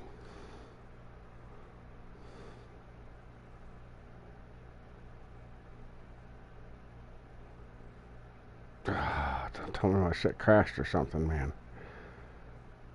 I'm Dunny with the funny. This saying is a perfect example of expectations management, which is the cornerstone of good comedy. Finally, it's time to hand out surveys. Collecting hard data from your audience on how rapt they were throughout the joke is the only way to grow or learn as a comedian. An effective survey should be no less than 10 pages long and should include the same question reprinted several times, just to ensure the survey taker is actually paying attention and not simply filling in answers at random. And that's all there is. With these strategies at your disposal, you'll have audiences doubled over in laughter and even tripled over in laughter in no time at all. Just remember to let them stop laughing at some point, you gut-busting little scamp. After all, we're each of us needed on the front lines of the war to fight the 12-legged invader who threaten our very existence. Wait, what? And to very likely die in a hailstorm of bullets and mandibles. All of us must be prepared to give our lives to this noble cause, just as our children must do after us, and their children after them. Godspeed, and may Earth reign supreme. What? Huh? What happened at the end there, man? Goodness, this video is a little outdated, isn't it? Well, no matter. I think the fundamentals of proper comedic timing are still as relevant today as they were back then. So with that in mind, I believe the only way forward is for us to return to the two doors and walk through all of this again, so I can try telling my story with more appropriate comedic delivery. Come along, let's head back. Okay.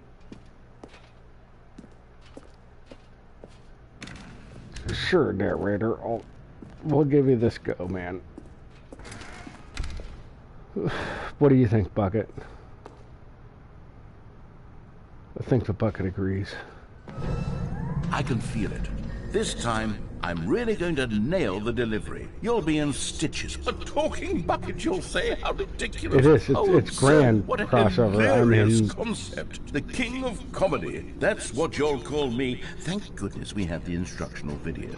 Otherwise, who knows where we'd be right now. I'm still playing these comedy king bits. Of comedy, that's for sure. The bucket spoke to Stanley. Years later, man. The bucket spoke. The bucket spoke. Oh, I'll figure it out on the fly. No need to overthink. I mean, as far as video games and actual parable of the life of humanity kind of shit, man, it really is. It's got it. It's got it all.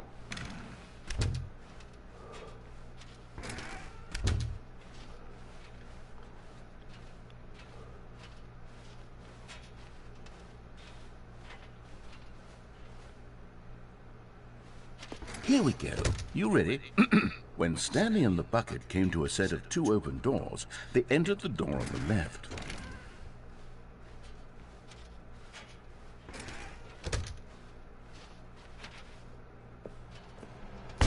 What? We're back at the phone already? No. What's going on? There was supposed to be several rooms leading up to this. There was supposed to be a build-up to this point. A dramatic display of remarkable comedic wit, which culminates in this scene with the phone. Sorry, now narrator. The timing's completely off. The joke will never land. Well, not the way it was meant to. And it's all my fault. I must have forgotten that the phone room comes immediately after the 2 doors room. What an egregious mistake. I've made a fool of myself. I don't deserve the title of King of Comedy. I'm nothing. I'm not even the lowliest joke telling. Well, I think. Oh, I didn't want to harsh him out like that. Watch that instructional video again. Yes, surely that will help me improve my. Gonna watch it again. Here we go. You ready? Okay. When Stanley and the bucket came to a set of 2 open doors, they entered the door on the left. Okay. One more time to the right. What? We're back at the phone already? No. Here we go. You ready? Door on the left. When Stanley and the bucket came to a set of 2 open doors, they entered the door on the left. No. You were supposed to go through the door on the right, leading back to the phone. Did you not even look at the instructional video? I think this is all covered very clearly. There's no way I can make the comedic timing work now. It's done. The joke is completely done and over. Yeah, it's all no, I broke him. your fault, Stanley. I'm going to be ridiculed in the community of other joke writers. I'm going to be shamed at every one of our meetings from now on. All because you couldn't watch a simple video and take a hint. Are you proud of yourself for bringing me down, Stanley? He won't let me go down the stairs. He won't. Oh. Stanley, you love the bucket so much it's like you... The end. As though other most prized possessions pale in comparison. Yes. Let me try that again, Stanley. Oh, this is all extra content. Over how unabashedly in love with a bucket you are. No? Still not? Is it the delivery? Pale with shame. Pale with shame. Pale with shame. Pale. Yeah. That's all. That's all some unused bits here on the end. No. There's Stanley at the 2 doors, which is actually, if you play how the game works, there's a portals. I'm no good at these jokes. Like in the game Portal, those are actually Exactly what it is. often wherever else. More instruction. That's how the game works, is lots and lots of portals.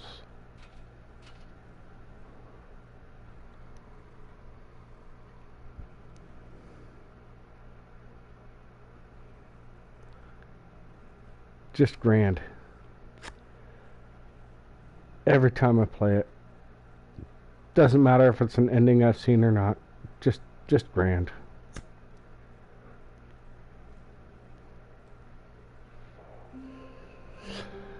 Okay, so up or down, thumbs up, guys. Should I do the game's ending? Have you guys seen that? I'll go give that a run. No problem. How wonderful. Stanley was alone. Finally. This is great, he thought to himself. This is what I've wanted all along. I got what I Kind of wanted. depends on Yeah, no, I'll do it. When Stanley came to a set of 2 open doors, this was not the correct way to the meeting room, and Stanley knew it perfectly well. Perhaps he wanted to stop by the employee lounge first, just to admire it.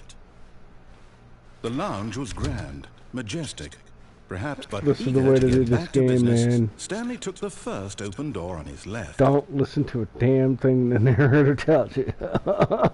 Stanley was so bad at following directions, it's incredible he wasn't 5 years ago. You make your own decisions on where you want to go. Don't listen to a Look, damn Stanley, thing. I think perhaps we've gotten off on the wrong foot here. I'm not your enemy, really. See that? We're going that way. I realize that investing your trust in someone else can be difficult, but the fact is that the story has been about nothing but you all this time. What? Really? I was in the middle of something. Do you have zero consideration for others? Are you that convinced that I want something bad to happen to you? Why, I don't know how to convince you of this, but I really do want to help you, to show you something beautiful. Look, let me prove it. Let me prove that I'm on your side. Give me a chance. Now listen carefully, this is important. Stanley walked through the red door. You're getting close now, Stanley. You've nearly gotten all of the Figler and Marines. Very soon, you'll collect the last one. And then the first number will equal the second number, and that will be it. We'll be different people by then. Different in the sense that we used to have none of them. And now, we have them all. You can't go back to when you had no Figler and Marines. None of us can. You know, remember, you get nothing for doing it, so.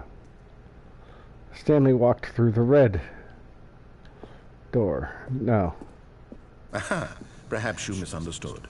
Stanley walked through the red door. I still don't think we're communicating properly. Stanley walked through the red door. Nope. Fine, go ahead, Stanley. You want to know so badly what's out there? You want to find out what lies at the end of this road you've chosen? Well, don't let me stop you. Oh, no, really? Oh, God. This is another room full of...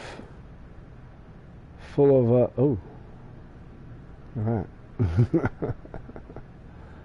Is it another room full of, oh yeah, that's messing with the portal that's in the door. That's cool, man.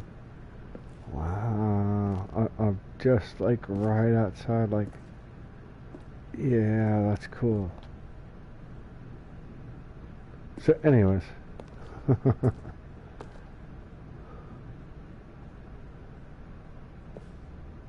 Is it a room of a whole bunch of TV screens, or is it a room full of creepy critters? What, man?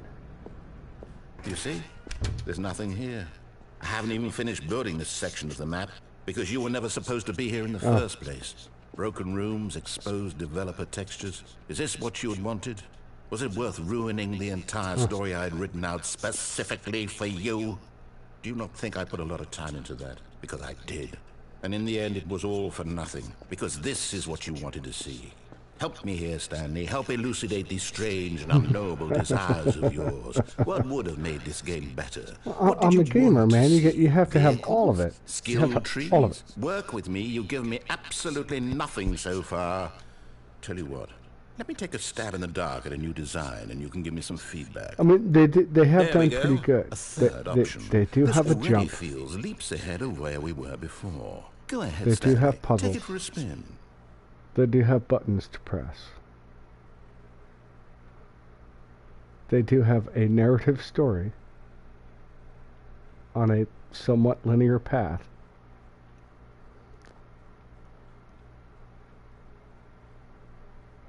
With kind of an open world feel. It's...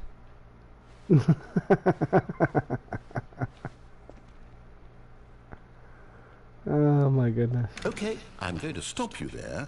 Now, tell me about your experience with this new version. Would you say that the game benefited from allowing you more choices? Feel free to be honest. I'm looking for some real critical feedback here. Well, adding the door didn't take away from it, so it's not a 1. It really didn't add to it. too much, so it's not a 5. It did add to it a little bit, so it could be a 4 or a 3. A 3 is you really don't care. I'll say a 4 because, you know, it added to it a little bit, but all it added was a door. Okay, so we're getting somewhere. Clearly there's something here that speaks to you. If I can be honest here, I really don't have any idea where I'm going with this. This whole third door thing was just a stab in the dark. But I guess you're into it, so let's keep this party train rolling. Here, based on the data from your previous playthrough, I've compiled a new version. And to be perfectly candid, I think I've knocked it out of the park with this one. Let's take a look. Knocked it out of the park with this one. Oh, good God. Oh. Oh, yeah. There we go. Stanley Parable World Leaderboards. There we go. Beat that, guys.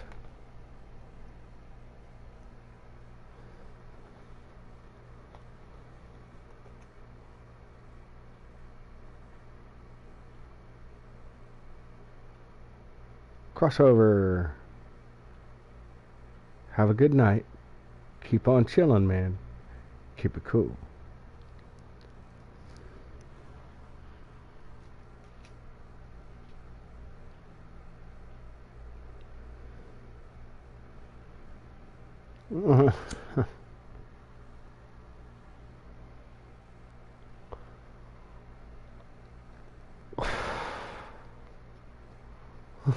Stupid fucking times on this thing, man.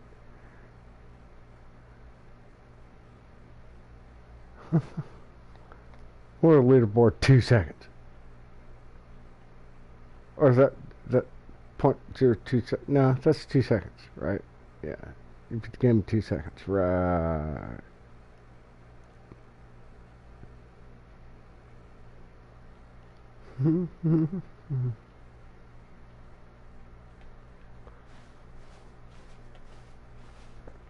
Okay, how's the leaderboard work? Now, would you say that competitive leaderboard helped you feel motivated to keep walking through doors? Again, honest not answers, particularly, please. Man.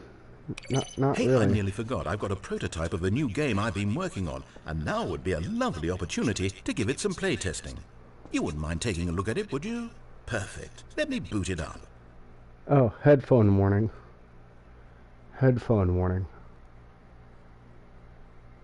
In this game, the baby crawls left towards danger. You click the button to move him back to the right, and if he reaches the fire, you fail.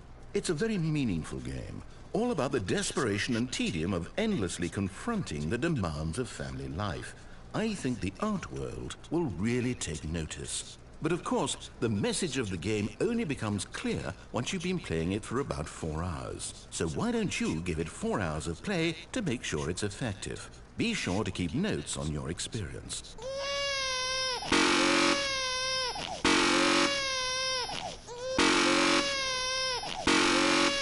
So yes, you do that for 4 hours. You heartless And then after bastard. 4 hours, they Did give you you do it because another you hate button babies to or press. purely to spite me? And Because then if it's the after latter, you, well, I don't know what to do. I'm spend your completely out of next ideas. 2 hours I or can't something think of a pressing single both of thing those that might buttons. improve the experience for me. It's like a half hour I'm not pressing even 3 going to buttons try. or some I'm crap. out. Man. I'm out. I'm done. It's over. Thank you for playing. Your input was extremely valuable. Oh, hey, since my game was so awful, why don't we play someone else's game? Just to ease the pain. Let's see. What do we have here? Yes, this seems like it'll work. Let's give it a shot. Let's go play something else. Red buttons are always good. Aha! Fascinating. What Unless do you they're think not. this game is about, Stanley? What's our backstory? What is our motivation?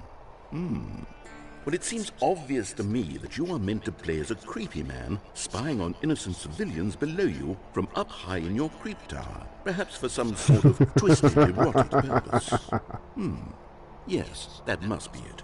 What a fascinating venture into the experience of total mental depravity. So far, I love everything about this game, Stanley. And it seems there's even more.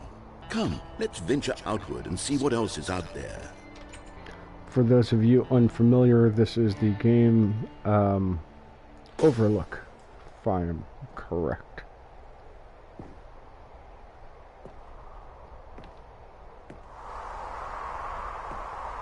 Look at that. Don't get that in those hallways that Stanley's subject to. Walk all the way around the thing. Can't see all the way around. Can't go that way. Gotta go all the way back. Go back that way.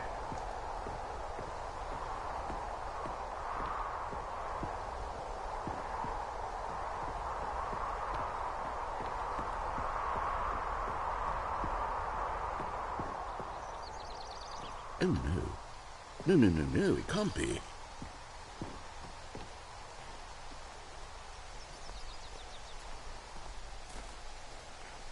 It is. It's an open world game. Good God, quickly block it off. Oh, thank goodness, Stanley. What a close call. You really wandered off into that thing. That big, open, just wandering around, no right or wrong directions, no path to follow. You could just go in any... Oh, thank heavens we avoided it. We're out of the woods now, Stanley. Okay, I'm going to get us out of here. Let's find another game. You can't wander out in the back. Something with walls. Something with nice, big, insurmountable walls. Okay, I think this will be just the thing.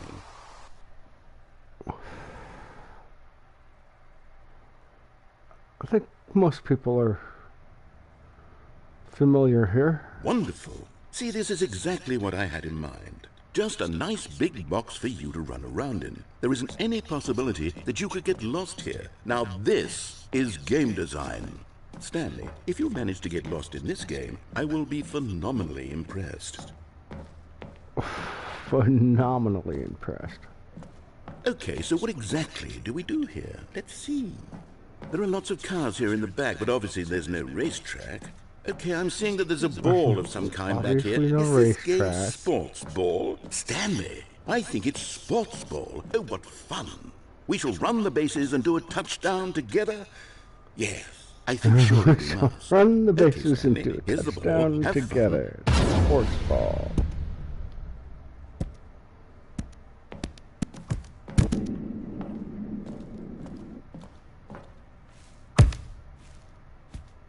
Are you doing it? Are you winning? Is this fun? Is it better than my miserable little story that I worked so hard on? Stanley, I have a thought.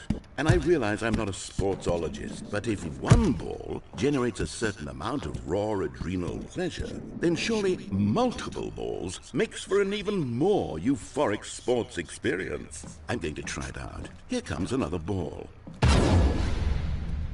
Yes! Oh goodness, that really does feel amazing, doesn't it? Stanley, I'm like a child in a confectionery shop. I simply have to have more. I'm insatiable. More balls! More balls! Oh, good God. Oh, man. Yeah, that's fun to play around with. I gotta admit. That's fun to play around with. Are you enjoying this, Stanley? Are you having fun? Is this a real video game? Well, I sure... Hold on. What are you doing? Throwing myself into oblivion. Away we go. Sorry, Mr. Narrator. Stanley, don't do that. I can't follow you there. I can't help you. Good. How will you write a story without me? You can't do it. You know that. Stanley, come back.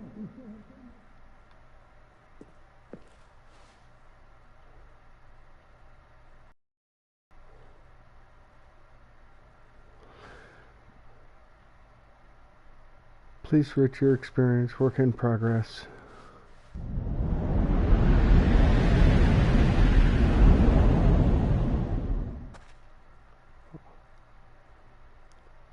Okay. So now I'm back into the original Stanley Parable.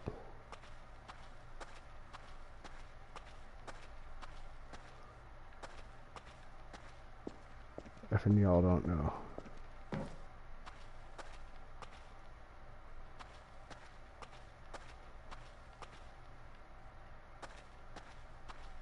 The original Stanley Parable was like a mod, wad, whatever you want to call them, like a layover thing for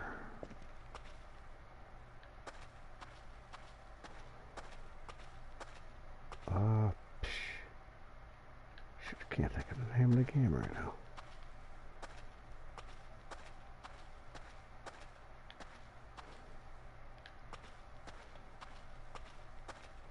Half-Life? I want to say Half-Life, but I don't know if that's right.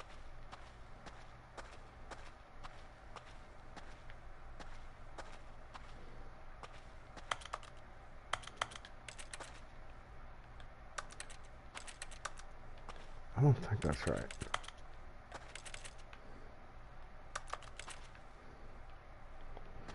There's Stanley's office. For sure, 427.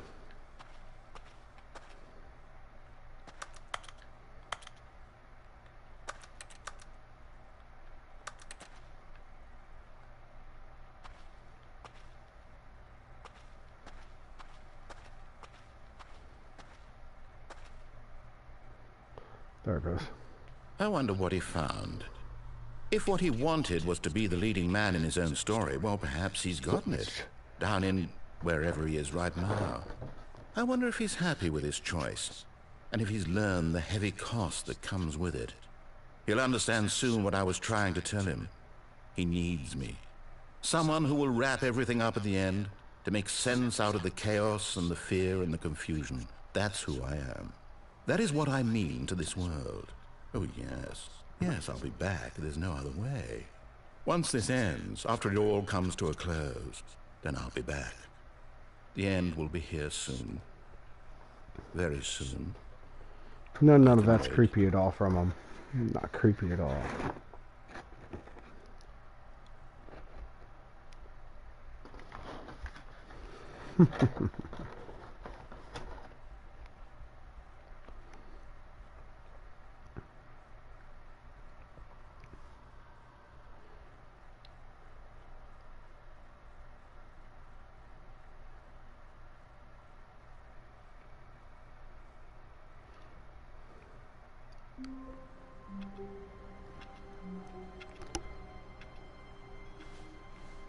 I can't wait to tell this story to my co-workers, Stanley thought. How amusing they'll find it. Oh, won't we all just laugh and laugh at the time I thought everyone had gone missing. It's still not open.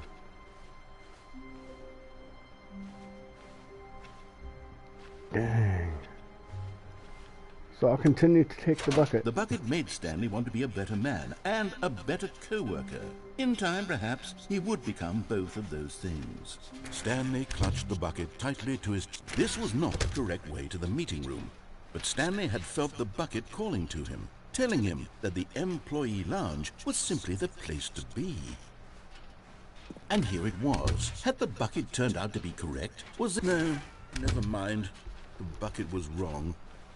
Stanley took the door on his left I need to go get back to the meeting room. Next No. day. Said the bucket. Don't go to the meeting room. Go somewhere else. The cargo lift, yes. Go there. Go to the cargo lift.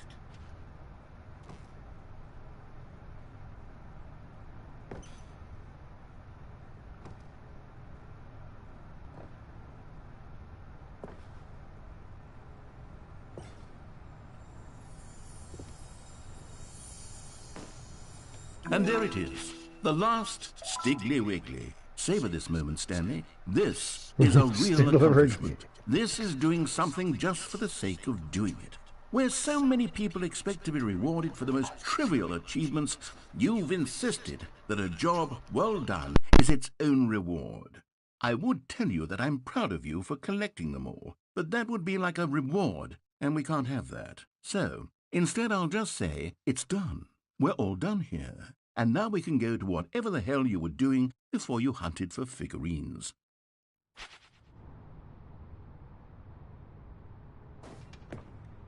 But Stanley feared that any path he walked might lead to the separation of himself and the bucket. his dearest friend. So he threw himself to his death, that they might die in one another's arms. How deeply touching.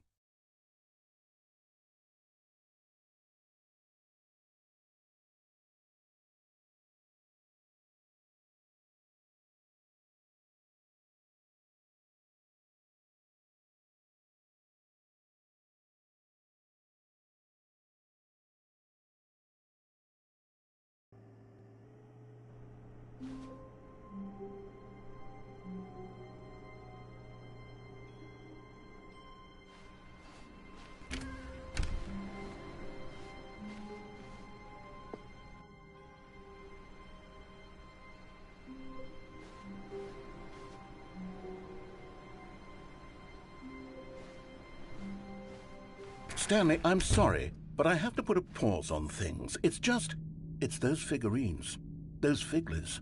I haven't stopped thinking about them since you nabbed every last one.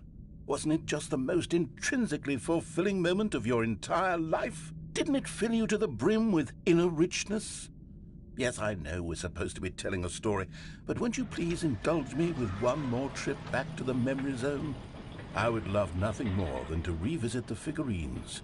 Just one more time.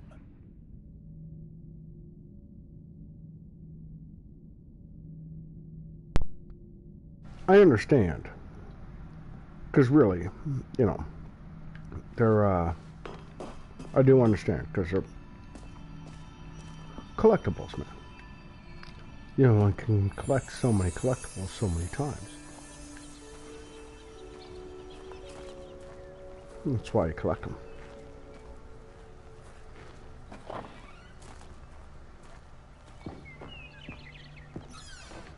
You have to go out of your way to collect collectibles.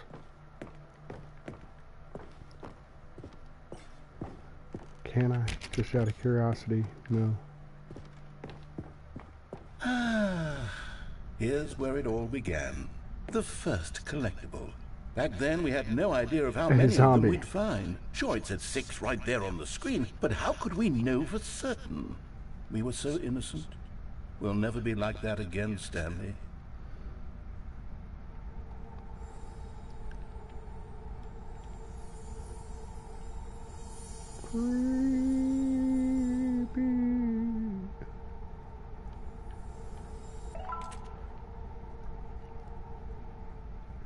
Spooky. Alright, here we go.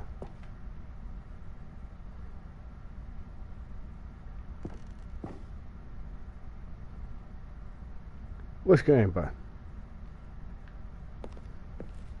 And here was a second Stanley. I'll be honest, back then I had no faith in you to find any of them, let alone 6. But you continue to surprise me in all sorts of mundane, unremarkable ways. PlayStation 2, Fatal Frame 2, Crimson Butterflies, name of the game.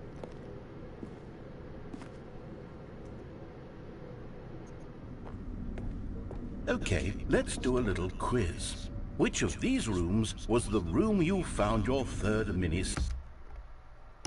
You sure they didn't ban it in your region? Dan, can you... Good heavens, pretty heavy game. You remember?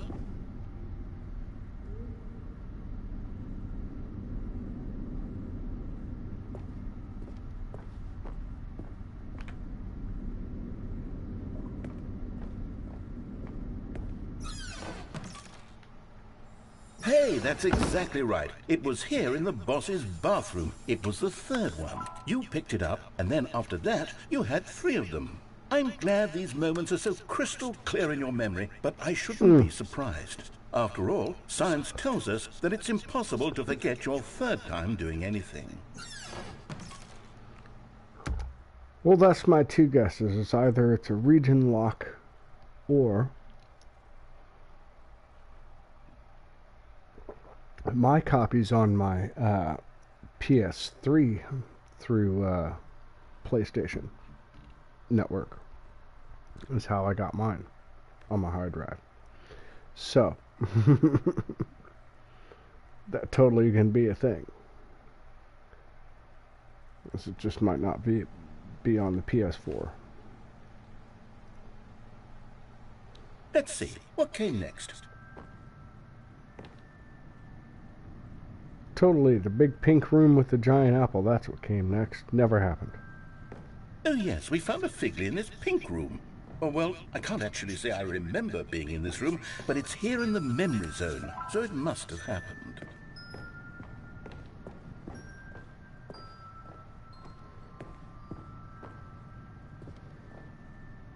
This was the 5th mini-Stan, and this one was really something special. It was by the red and blue doors. I remember it so clearly. In fact, because this one is particularly special to me, I made a little video to commemorate the occasion. Enjoy. You found it! By the narrator.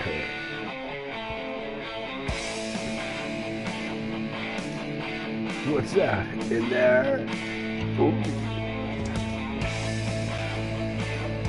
It's mini stand number 5.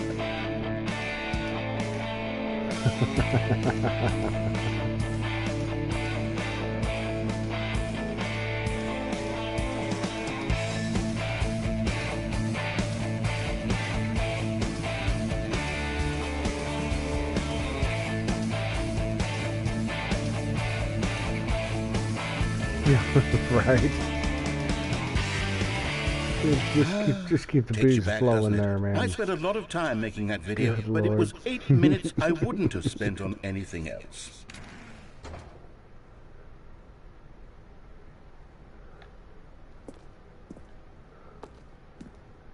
Stanley took the blue door. Oh, they made it not matter this time. Oh, I see.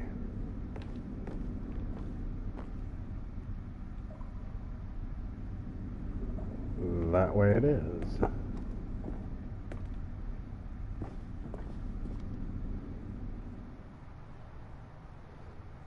And then, Stanley, then we came to the last collectible, the final figurine, right here in the warehouse. This memory is the most distinct and clear in my mind, perhaps because it was the one that happened more recently than all the others.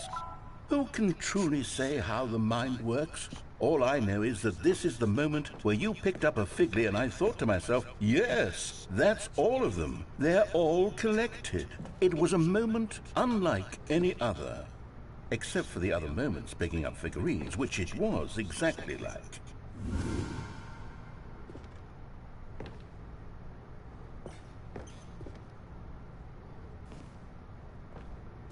Uh-huh.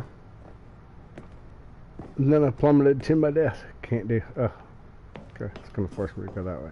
Alright. You are in the present. And then there was no more. Because we've caught up to the present moment. Nothing left to do but move onward into the future. Goodbye, Memory Zone. Okay. No, I'm not done. I'm not ready to move on. Stop the loading screen. Isn't there some way we can stay here, keep enjoying these figurines? Let's just go backwards. We'll do the Memory Zone again from the opposite direction. See how that feels. Okay, we're gonna do it backwards, guys. Away we go.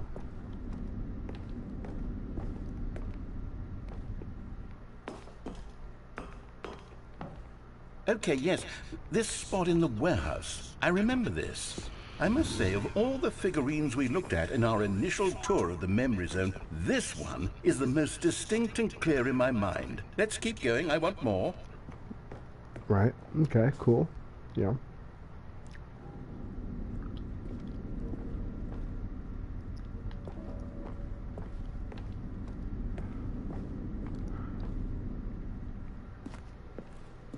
And here's where I made that video. Don't you remember the video we watched?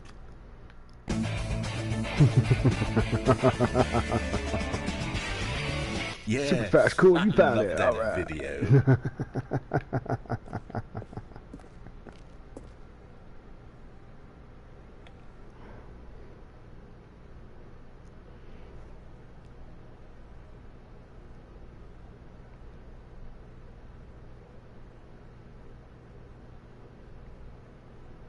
There's a Mr. Pika Gaming. How we doing?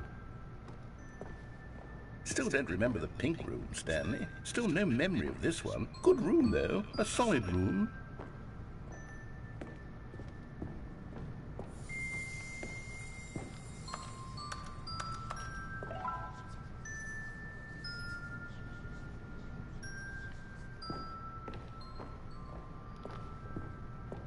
No idea how any of this world would make sense. I mean, this game is wild. These really were a treat to hunt down. You know, if there had been any kind of reward for finding all of these, it really would have muted the intrinsic joy of collecting them. I'm very glad we resisted the temptation. Next one. Next one. On we go. Here we go. Next one.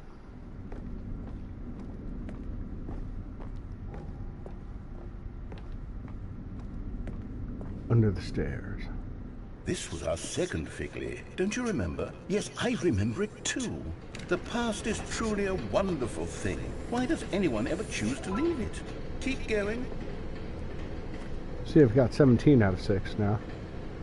We're not doing bad. This is it. The very first one we found in the exhibit where I introduced you to the Figlarines. Oh, I want more memories, Stanley. I want to keep going. What else is there? What came before this?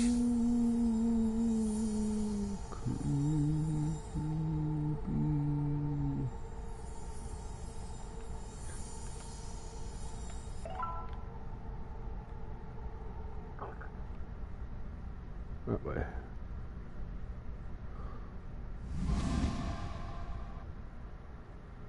Collect them all.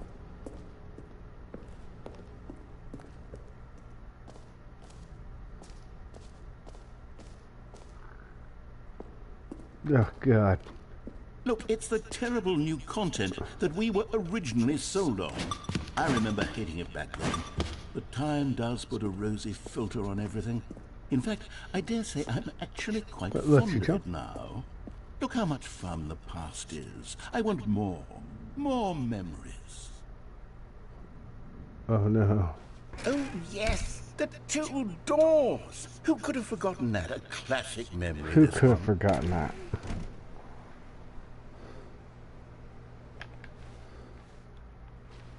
See, here it doesn't matter. Because it doesn't really matter. And before everything else, there was your office. And before everything else, is there anything else? Was there something that came before your office? There's something I feel I can remember. I can remember. Oh? Yes, I'm remembering something now. Oh. I remember before this whole story got started. Back then, I was different. I used to make big decisions. I was passionate. I was skeptical. I weighed each decision with profound thoughtfulness. And then, somewhere along the way, I stopped making decisions. I became lazy. And I came up with a character named Stanley to do my thinking for me. He would make the decisions. He would decide which way to go.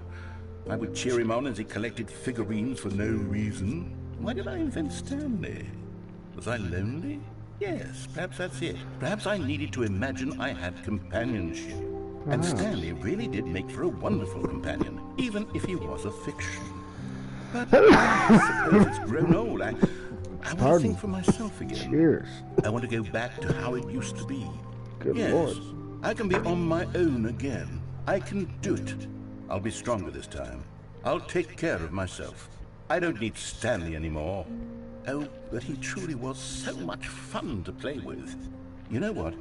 Since we're in the memory zone, how about one more good memory? Let's go back just once and give Stanley one more run of the office, and then I'll retire him for good.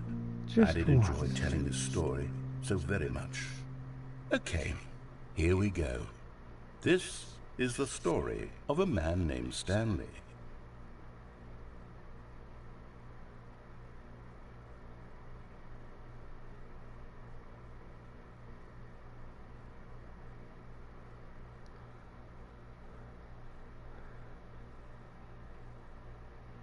This is the story of a man named Stanley. Topeka, did I not give you the thing? Oh no, I did.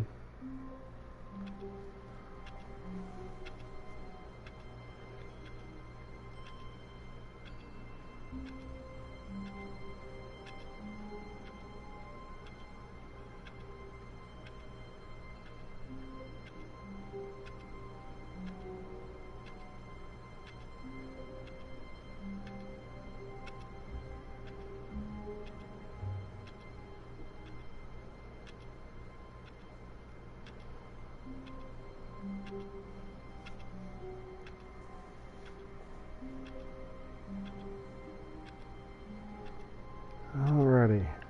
I just had to check on who was All in of my his thing. co-workers were gone.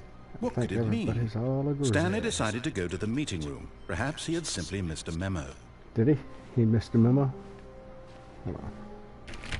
Oh, please. Are you really just doing this for the trophy? Click a door 5 times? Is that all you think a trophy is worth? No. I can't just give these merits away for such little effort. A measly 5 clicks? Now, suppose you were to click the door 20 times. I would say that's the kind of effort that warrants recognition. I have to say, I'm still not feeling the satisfaction of witnessing true effort for a noble cause. Perhaps 50 clicks will do it. Yes, almost certainly 50 clicks.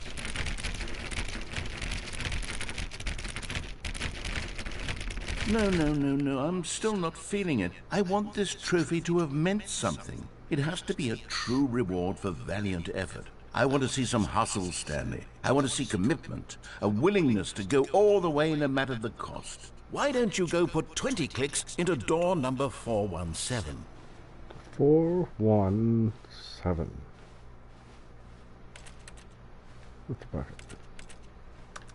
Not everyone is so lucky to have a bucket, but Stanley is a very lucky fellow. Very lucky indeed. Okay, great. Now, go touch the bucket on door 437 a few times.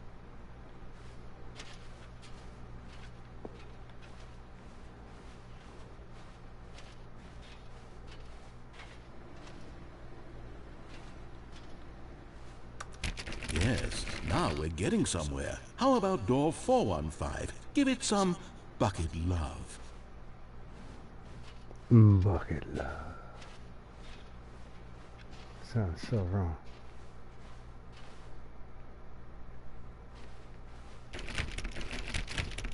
Now back to door number 437.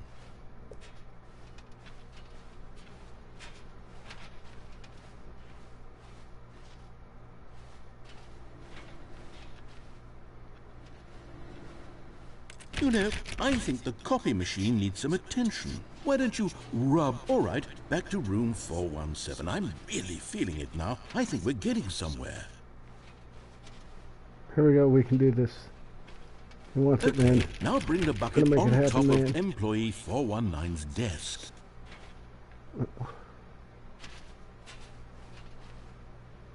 Yes, this is great. Now the bucket knows exactly what it's like to be employee 419. Now, let's introduce it to door 416.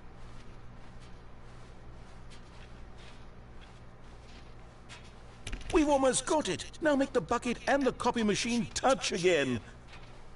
Oh, good Lord. What the...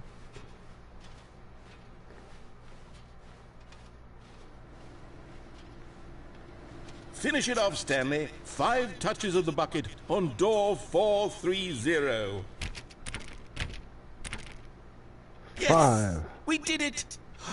Wow! That felt amazing. You know, not all buckets will get this kind of experience.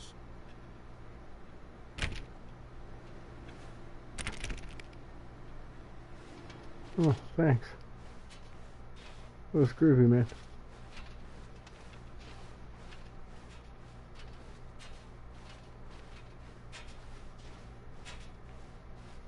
Well, there's an extra turn or 2. Or 3.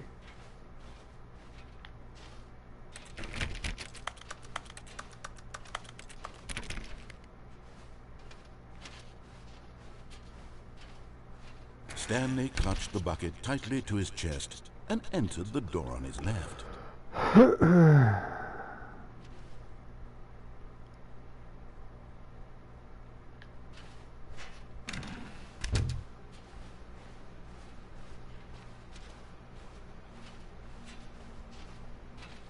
Still no one was here. Stanley needed the bucket's warmth and comfort now Tips more for than not ever. getting fired. Perhaps his boss's office Talk was where less. he'd find answers. How to solve a dispute with a coworker. Let it fall up inside you, take it and using slides to ensure employees are everything is okay. Everyone is neat. You most of all. That's just wrong, man.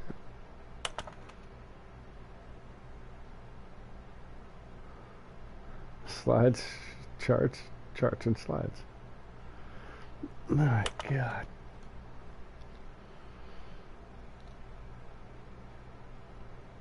I've been to these meetings.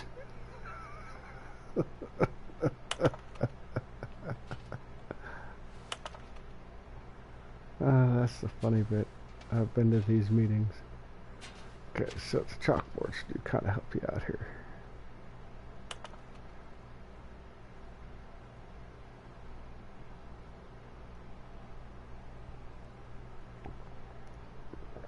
The future was yesterday, tomorrow is now, tomorrow complete. Okay.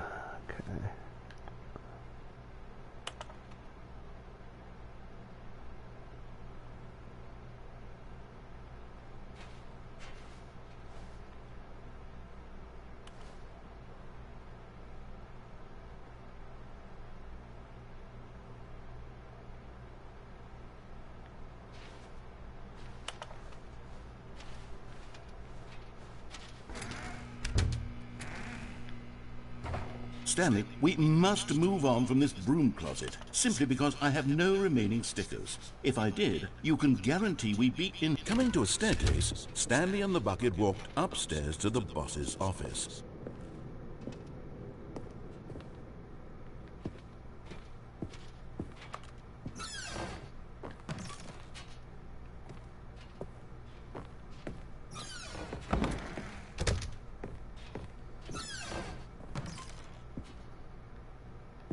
No Stanley, but there is always that. What the hell?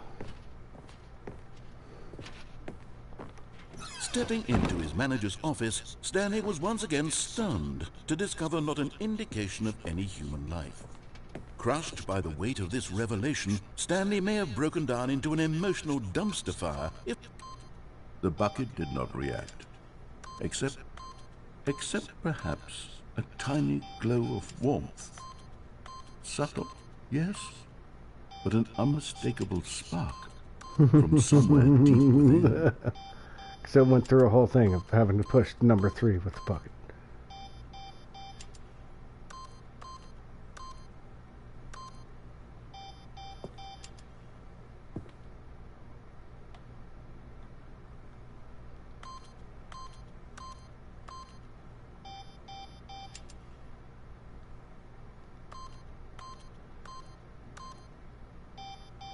Something with doing a whole bunch of 8s too.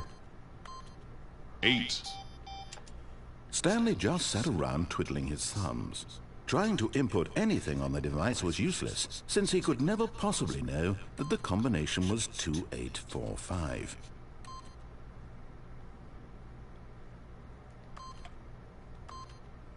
But Stanley guessed the correct code by sheer luck.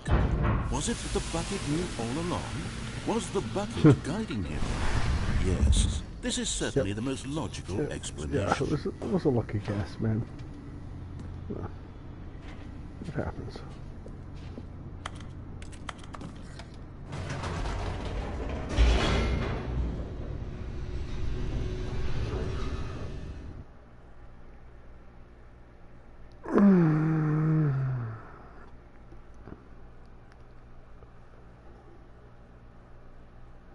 What kind of ending do we want with the bucket, man? I say we go drama-filled, a drama-filled ending with the bucket. Drama. Stanley and the bucket walked straight ahead through the large Like door I said, that read, man, remember all the kind Mind of crap this Control bucket has gone Facility. through. They understand you more than anything else. bucket can understand the hard times.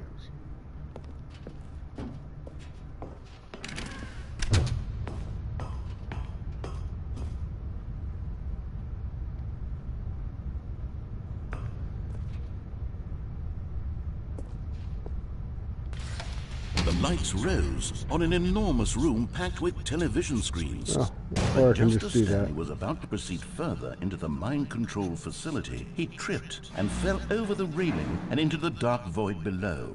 Thankfully, he fell directly onto the bucket, which safely cushioned his fall. Now, what to do next, Stanley wondered. Stanley and the bucket could find no way out of this enormous pit, and so eventually they decided that the best thing to do would be to simply get comfortable down here. So they set up a little couch and relaxed. Good idea. It really wasn't so bad down here, a bit cold perhaps. After some time had gone by, they installed a few shelves as well, and a sort of kitchenette that was useful for when the bucket was craving paninis. But it wasn't until the rugs and the standing lamps came in that it really started to feel like a home. In fact, after some time, Stanley realized that it had been ages since he had even thought of the mind control facility at all. He'd never gotten to fully explore what was up there, never been able to unearth the many mysteries of the mind control facility. This lack of closure began to eat at him. Soon he was dwelling on his regrets, and the state of their home slowly decayed as Stanley became withdrawn and neglected the cleaning. It unsettled the bucket deeply. Stanley wasn't usually like this. The bucket tried to reach out to him again and again, but to no avail.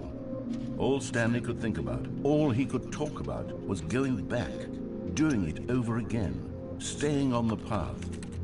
It was a mistake to leave the path. It was a mistake. It was a mistake. I need to do what the narrator says. I need to see the true ending.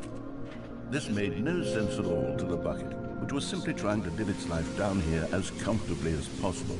Yet Stanley was unconcerned. Trying to live its life down here as comfortably as possible. This isn't an ending.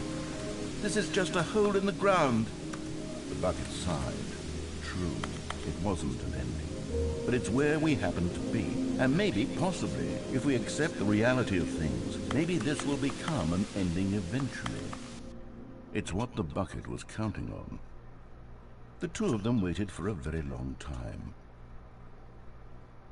Doesn't sound like the bucket has my best interest in this endeavor right here. What the hell, man? I thought I understood this bucket. Or is this the moment I get the bucket to understand me? I think that's more of what's going on, you know, we get to have that conversation now.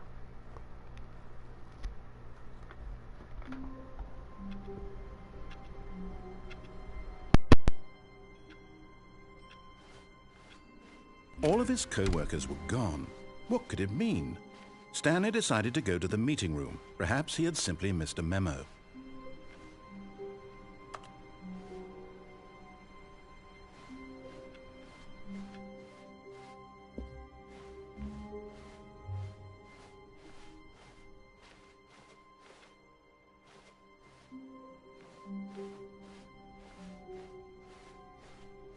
When Stanley came to a set of 2 open doors, he entered the door on his left.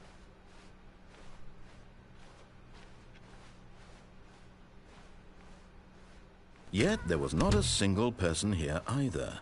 Feeling a wave of disbelief, Stanley decided to go up to his boss's office.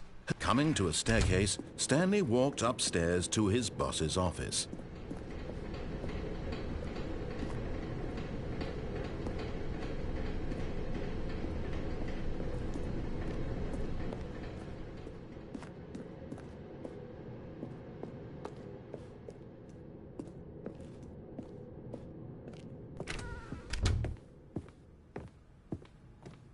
Stepping into his manager's office, Stanley was once again stunned to discover not an indication of any human life. Shocked, unraveled, Stanley wondered in disbelief who orchestrated this. What dark secret was being held from him? What he could not have known was that the keypad behind the boss's desk guarded the terrible truth that his boss had been keeping from him.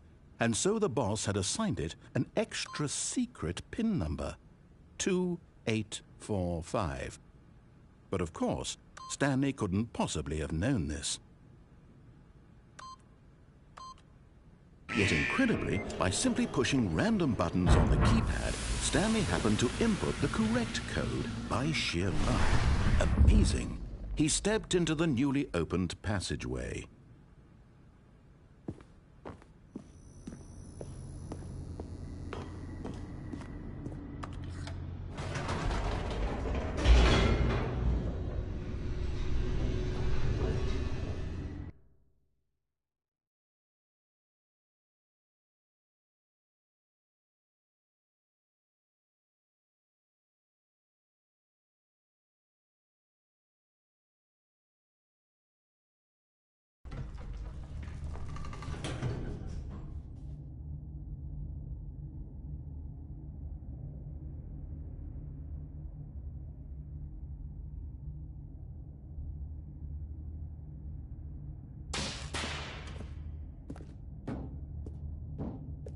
Stanley walked straight ahead through the large door that read Mind Control Facility.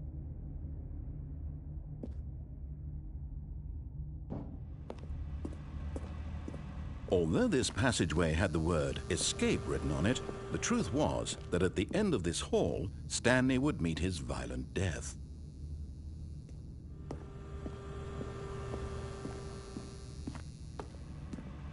But of course, Stanley thought better of it and realized he simply had too much to live for. Nope, still on board with death?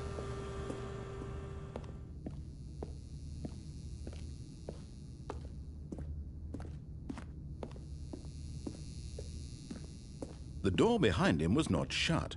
Stanley still had every opportunity to turn around and get back on track.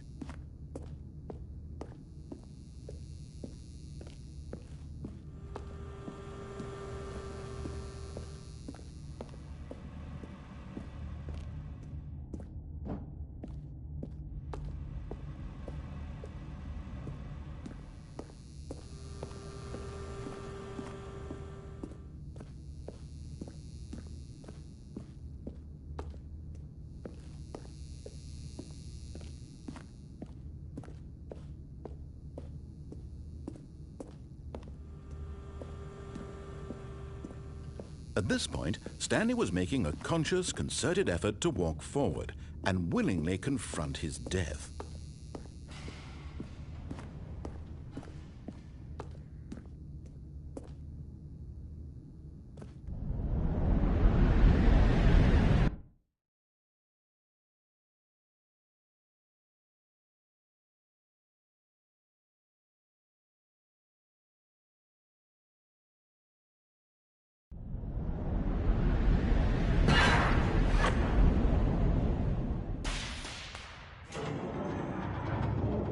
As the machine whirred into motion and Stanley was inched closer and closer to his demise, he reflected that his life had been of no consequence whatsoever.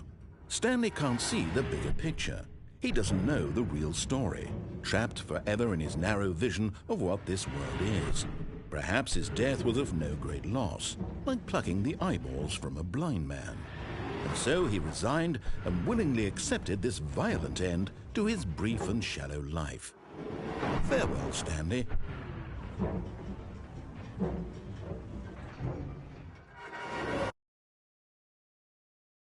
Farewell, Stanley, cried the narrator, as Stanley was led helplessly into the enormous metal jaws. In a single visceral instant, Stanley was obliterated as the machine crushed every bone in his body, killing him instantly.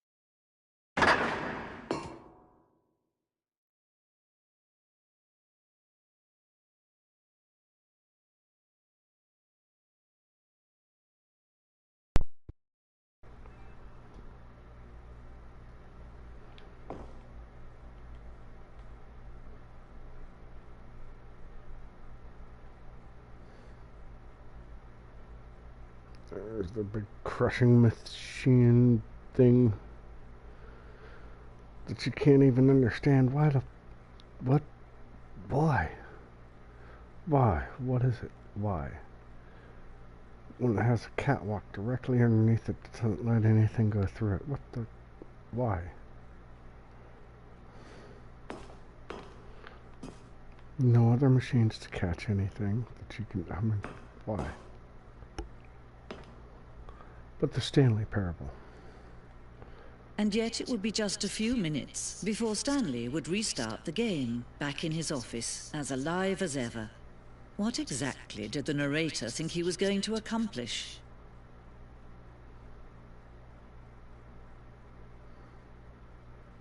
When every path you can walk has been created for you long in advance, death becomes meaningless, making life the same. Do you see now? Do you see that Stanley was already dead from the moment he hit start?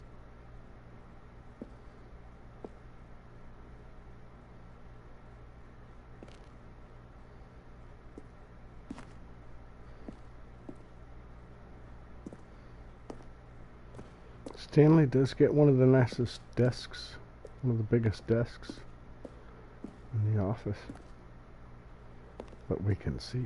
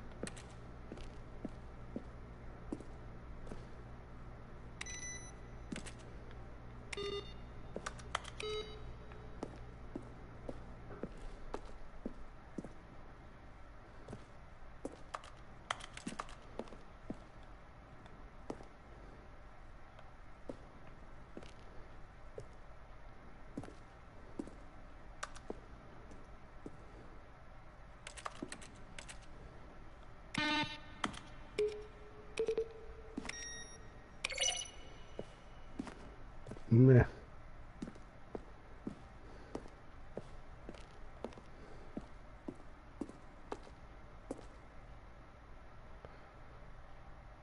These guys did a damn good job.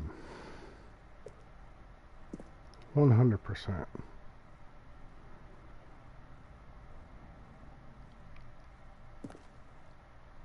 Gotta make sure their stuff is clear enough on my stream here. These guys did a good job.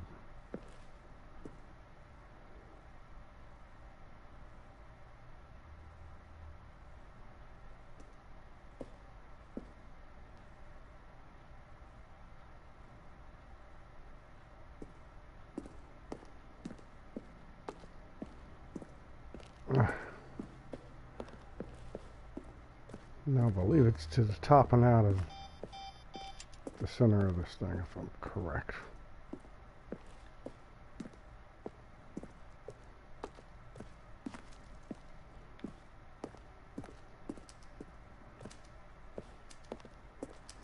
Oh God. It's a big exhibit, man. What are we gonna do?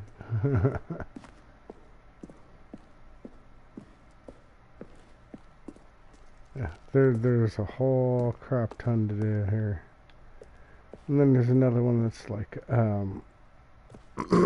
all about the bucket. Same whole thing, all about the bucket. Oh, look at these two. How they wish to destroy one another. How they wish to control one another. How they both wish to be free.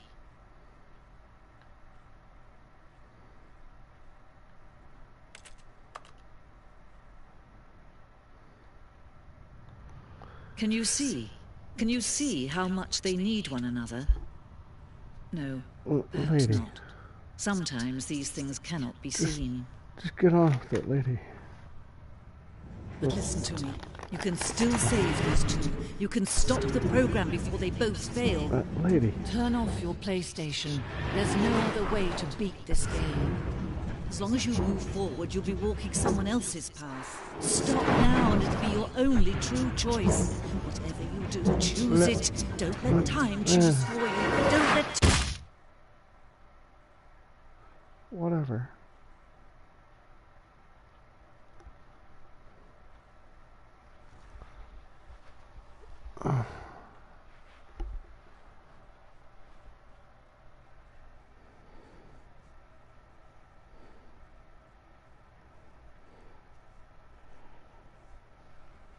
If only there's an achievement for pausing the game right then and there, and then, you know, hard exit the game and then delete it. And it gives you the achievement. That's just... because you can do that long before you get to the bucket. What's the point? Come on. All of his co-workers were gone. What could it mean? Stanley decided to go to the meeting room. Perhaps he had simply missed a memo.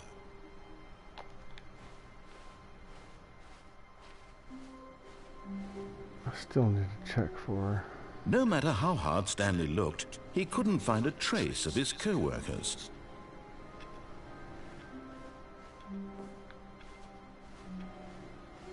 Well, I'm just curious. There was a blinking light before. It gave me a message.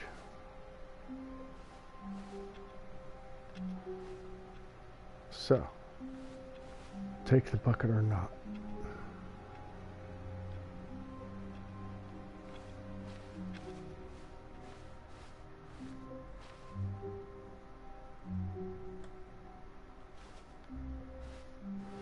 I say not.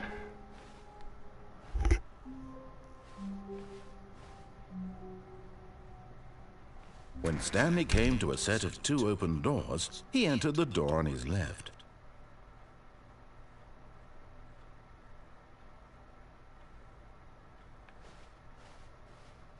This was not the correct way to the meeting room, and Stanley knew it perfectly well. The bucket. Perhaps he wanted to stop by the employee lounge first, just to admire it. It was okay. I'm gonna do this run and then I'm off to bed. But eager to get back to business, Stanley took the first open door on his left. Stanley was so bad at following directions, it's incredible he wasn't fired years ago. Look, Stanley, I think perhaps we've gotten off on the wrong foot here. I'm not your enemy, really, I'm not. I realize that investing your trust in someone else can be difficult, but the fact is that the story has been about nothing but you all this time. There's someone you've been neglecting, Stanley. Someone you've forgotten about. Please, stop trying to make every decision by yourself. Now, I'm not asking for me, I'm asking... This is it, Stanley. Your chance to redeem yourself.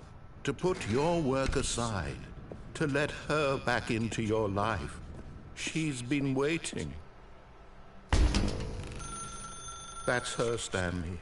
You need to be the one to do this. To reach out to her. If you can truly place your... Here it goes. Y'all ready for this?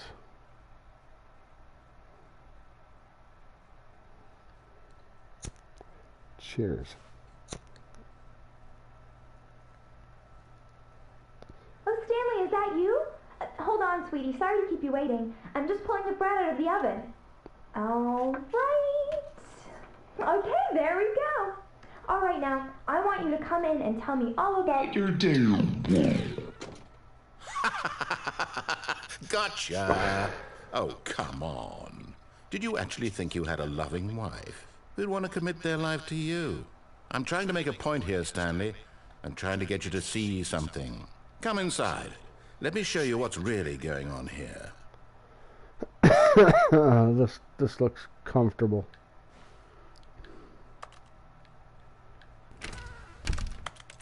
This is a very sad story about the death of a man named Stanley.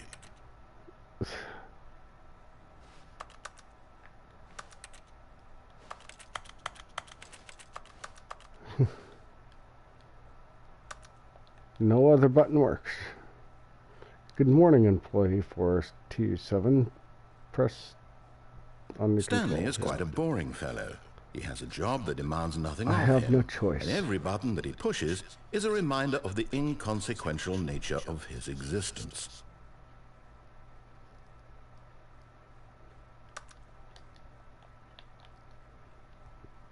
Look at him there, pushing buttons, doing exactly what he's told to do. Now he's pushing a button. Now he's eating lunch. Now he's going home. Now he's coming back to work. One might even feel sorry for him, except that he's chosen this life. But in his mind, in his mind he can go on fantastic adventures. From behind his desk, Stanley dreamed of wild expeditions into the unknown, fantastic discoveries of new lands. It was wonderful. And each day that he returned to work was a reminder that none of it would ever happen to him.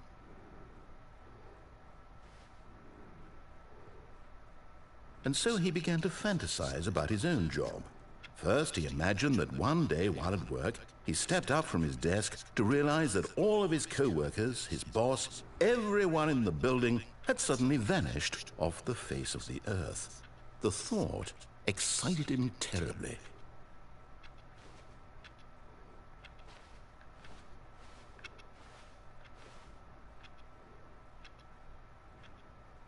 So, he went further. He imagined that he came to 2 open doors and that he could go through either. At last, choice. It barely even mattered what lay behind each door. The mere thought that his decisions would mean something was almost too wonderful to behold. As he wandered through this fantasy world, he began to fill it with many possible paths and destinations. Down one path lay an enormous round room with monitors and mind controls. And down another was a yellow line that weaved in many directions. And down another was a game with a baby. And he called it the Stanley Parable. That's how that works, huh?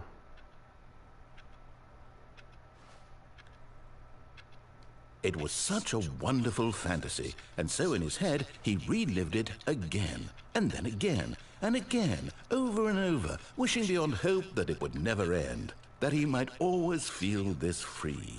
Surely there's an answer down some new path, mustn't there be? Perhaps if he played just one more time.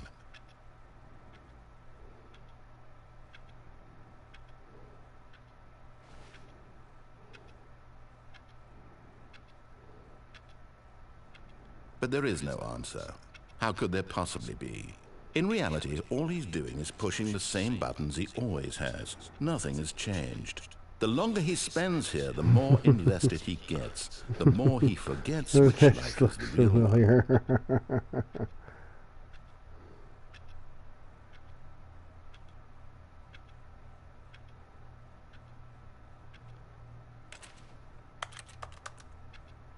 And I'm trying to tell him this, that in this world he can never be anything but an observer, that as long as he remains here, he's slowly killing himself. But he won't listen to me. He won't stop. Here, watch this. Stanley, the next time the screen asks you to push a button, do not do it. Okay.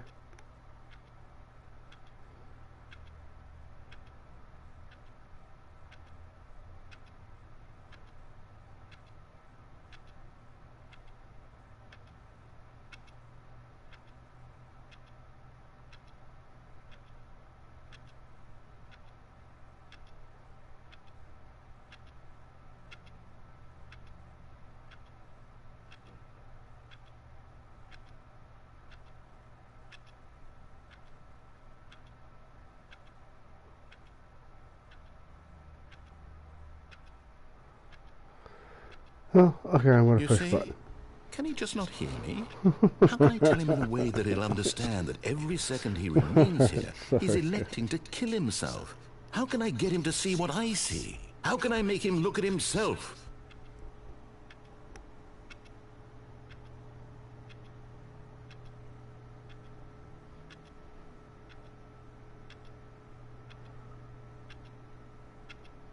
Question nothing. I can't. Not in the way I want him to.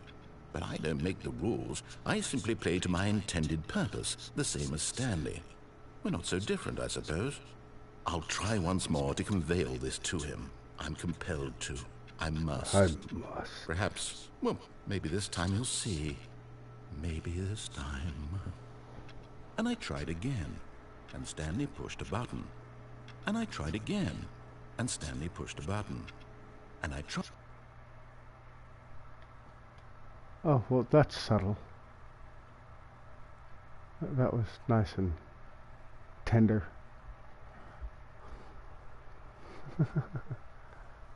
Gentle.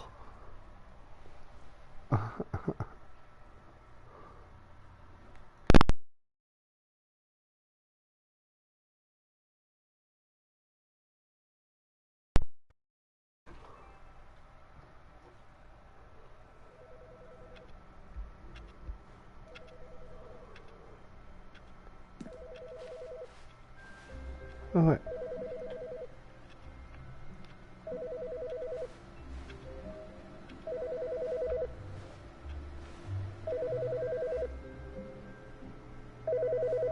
Let's see. I knew it would happen.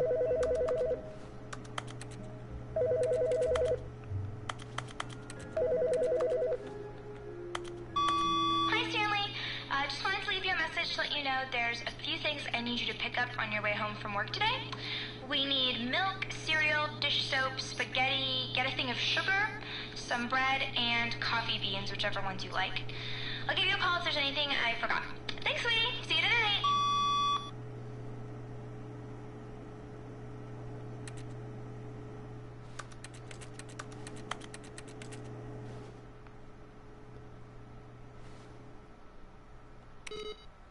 Let's put.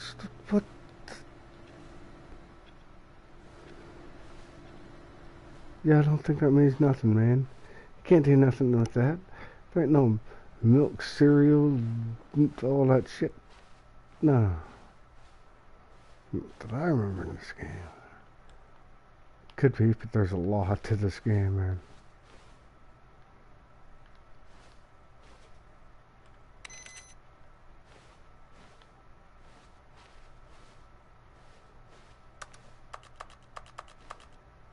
Oh yeah, turning this one, clicking this one off doesn't matter anyways.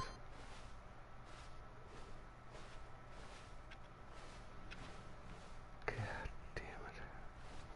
It's still not open.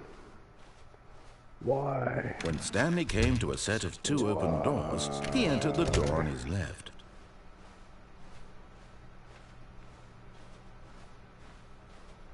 Yet there was not a single person here either.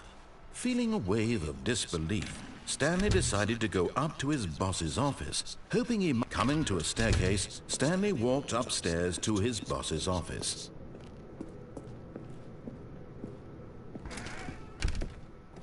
I'm gonna let Stanley escape by himself real quick.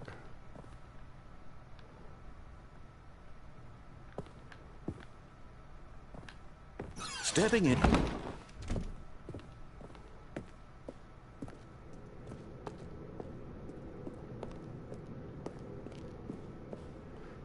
Let's see if him escaping without the bucket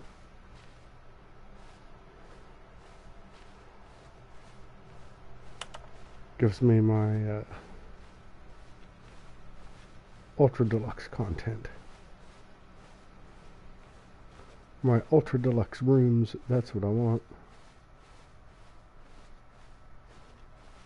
This is all ultra deluxe if I pick up the bucket.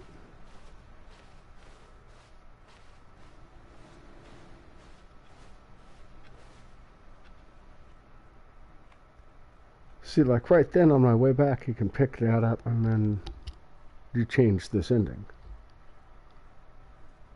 It's just that fast.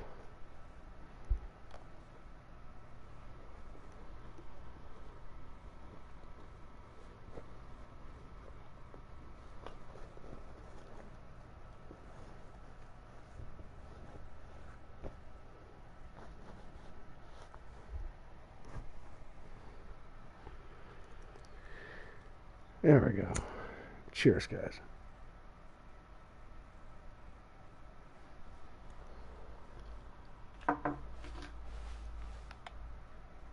You are now leaving. The building that looks like your office that's wrecked.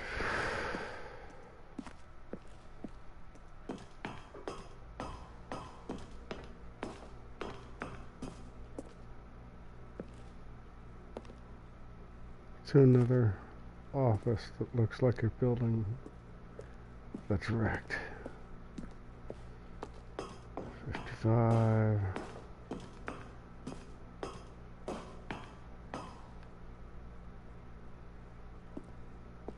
56. Huh. Looks like your office, but wrecked.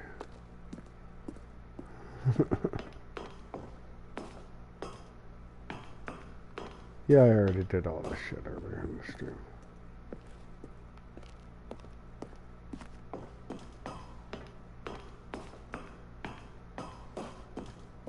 Just the ending is going to be different.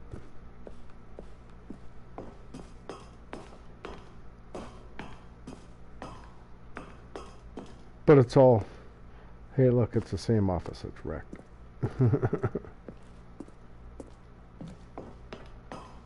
Like just floors and floors of that. And then there's this thing.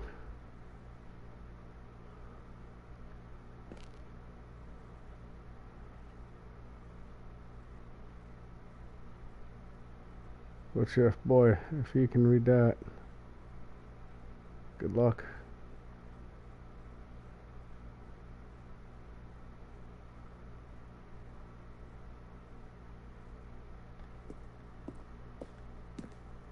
Off we go.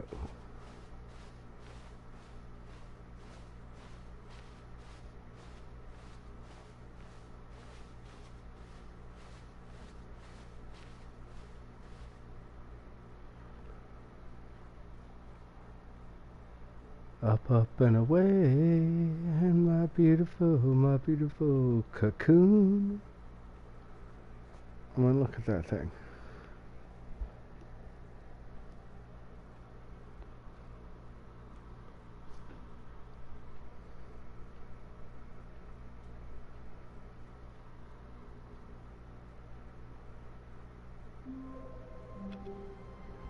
That's it. I escaped.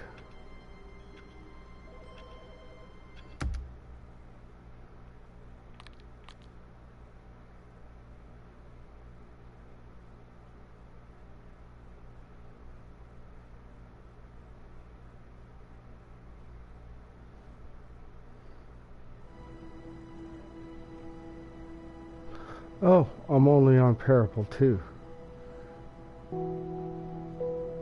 See, that's the thing. Next time I start this game, it'll give me a completely different title screen. It'll be, you know, you can run it until it says Stanley Parable 19 and different crap pulls up.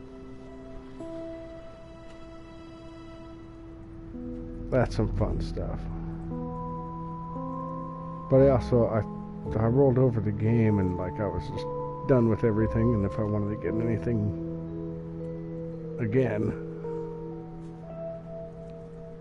delete it, keep my achievements, and go through the game again.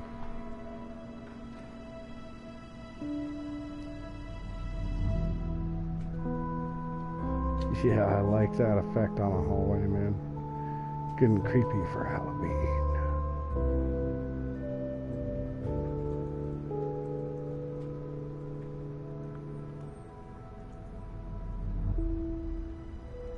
Yeah, look at the way that bent up, looked like it bent and then came straight. That was pretty cool.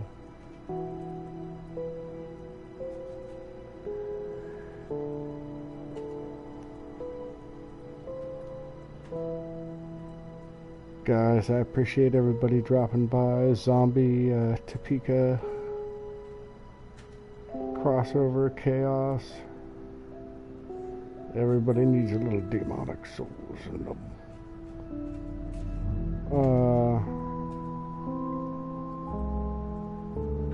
Jody dropped by.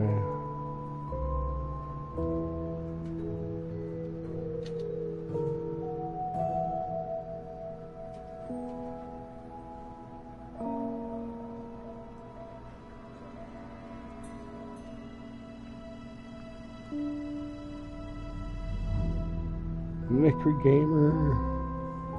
Who else dropped by? Hey, yeah, Henny dropped by. I was damn sure Henny dropped by. It's good to see you guys. I do appreciate it. I know this isn't like the biggest game to conversate with and all that jazz, and I'm not the most engaging host at times, but I appreciate you dropping by.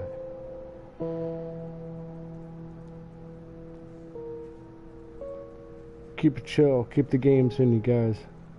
Have a good night, sleep well. Or good morning, have a good day.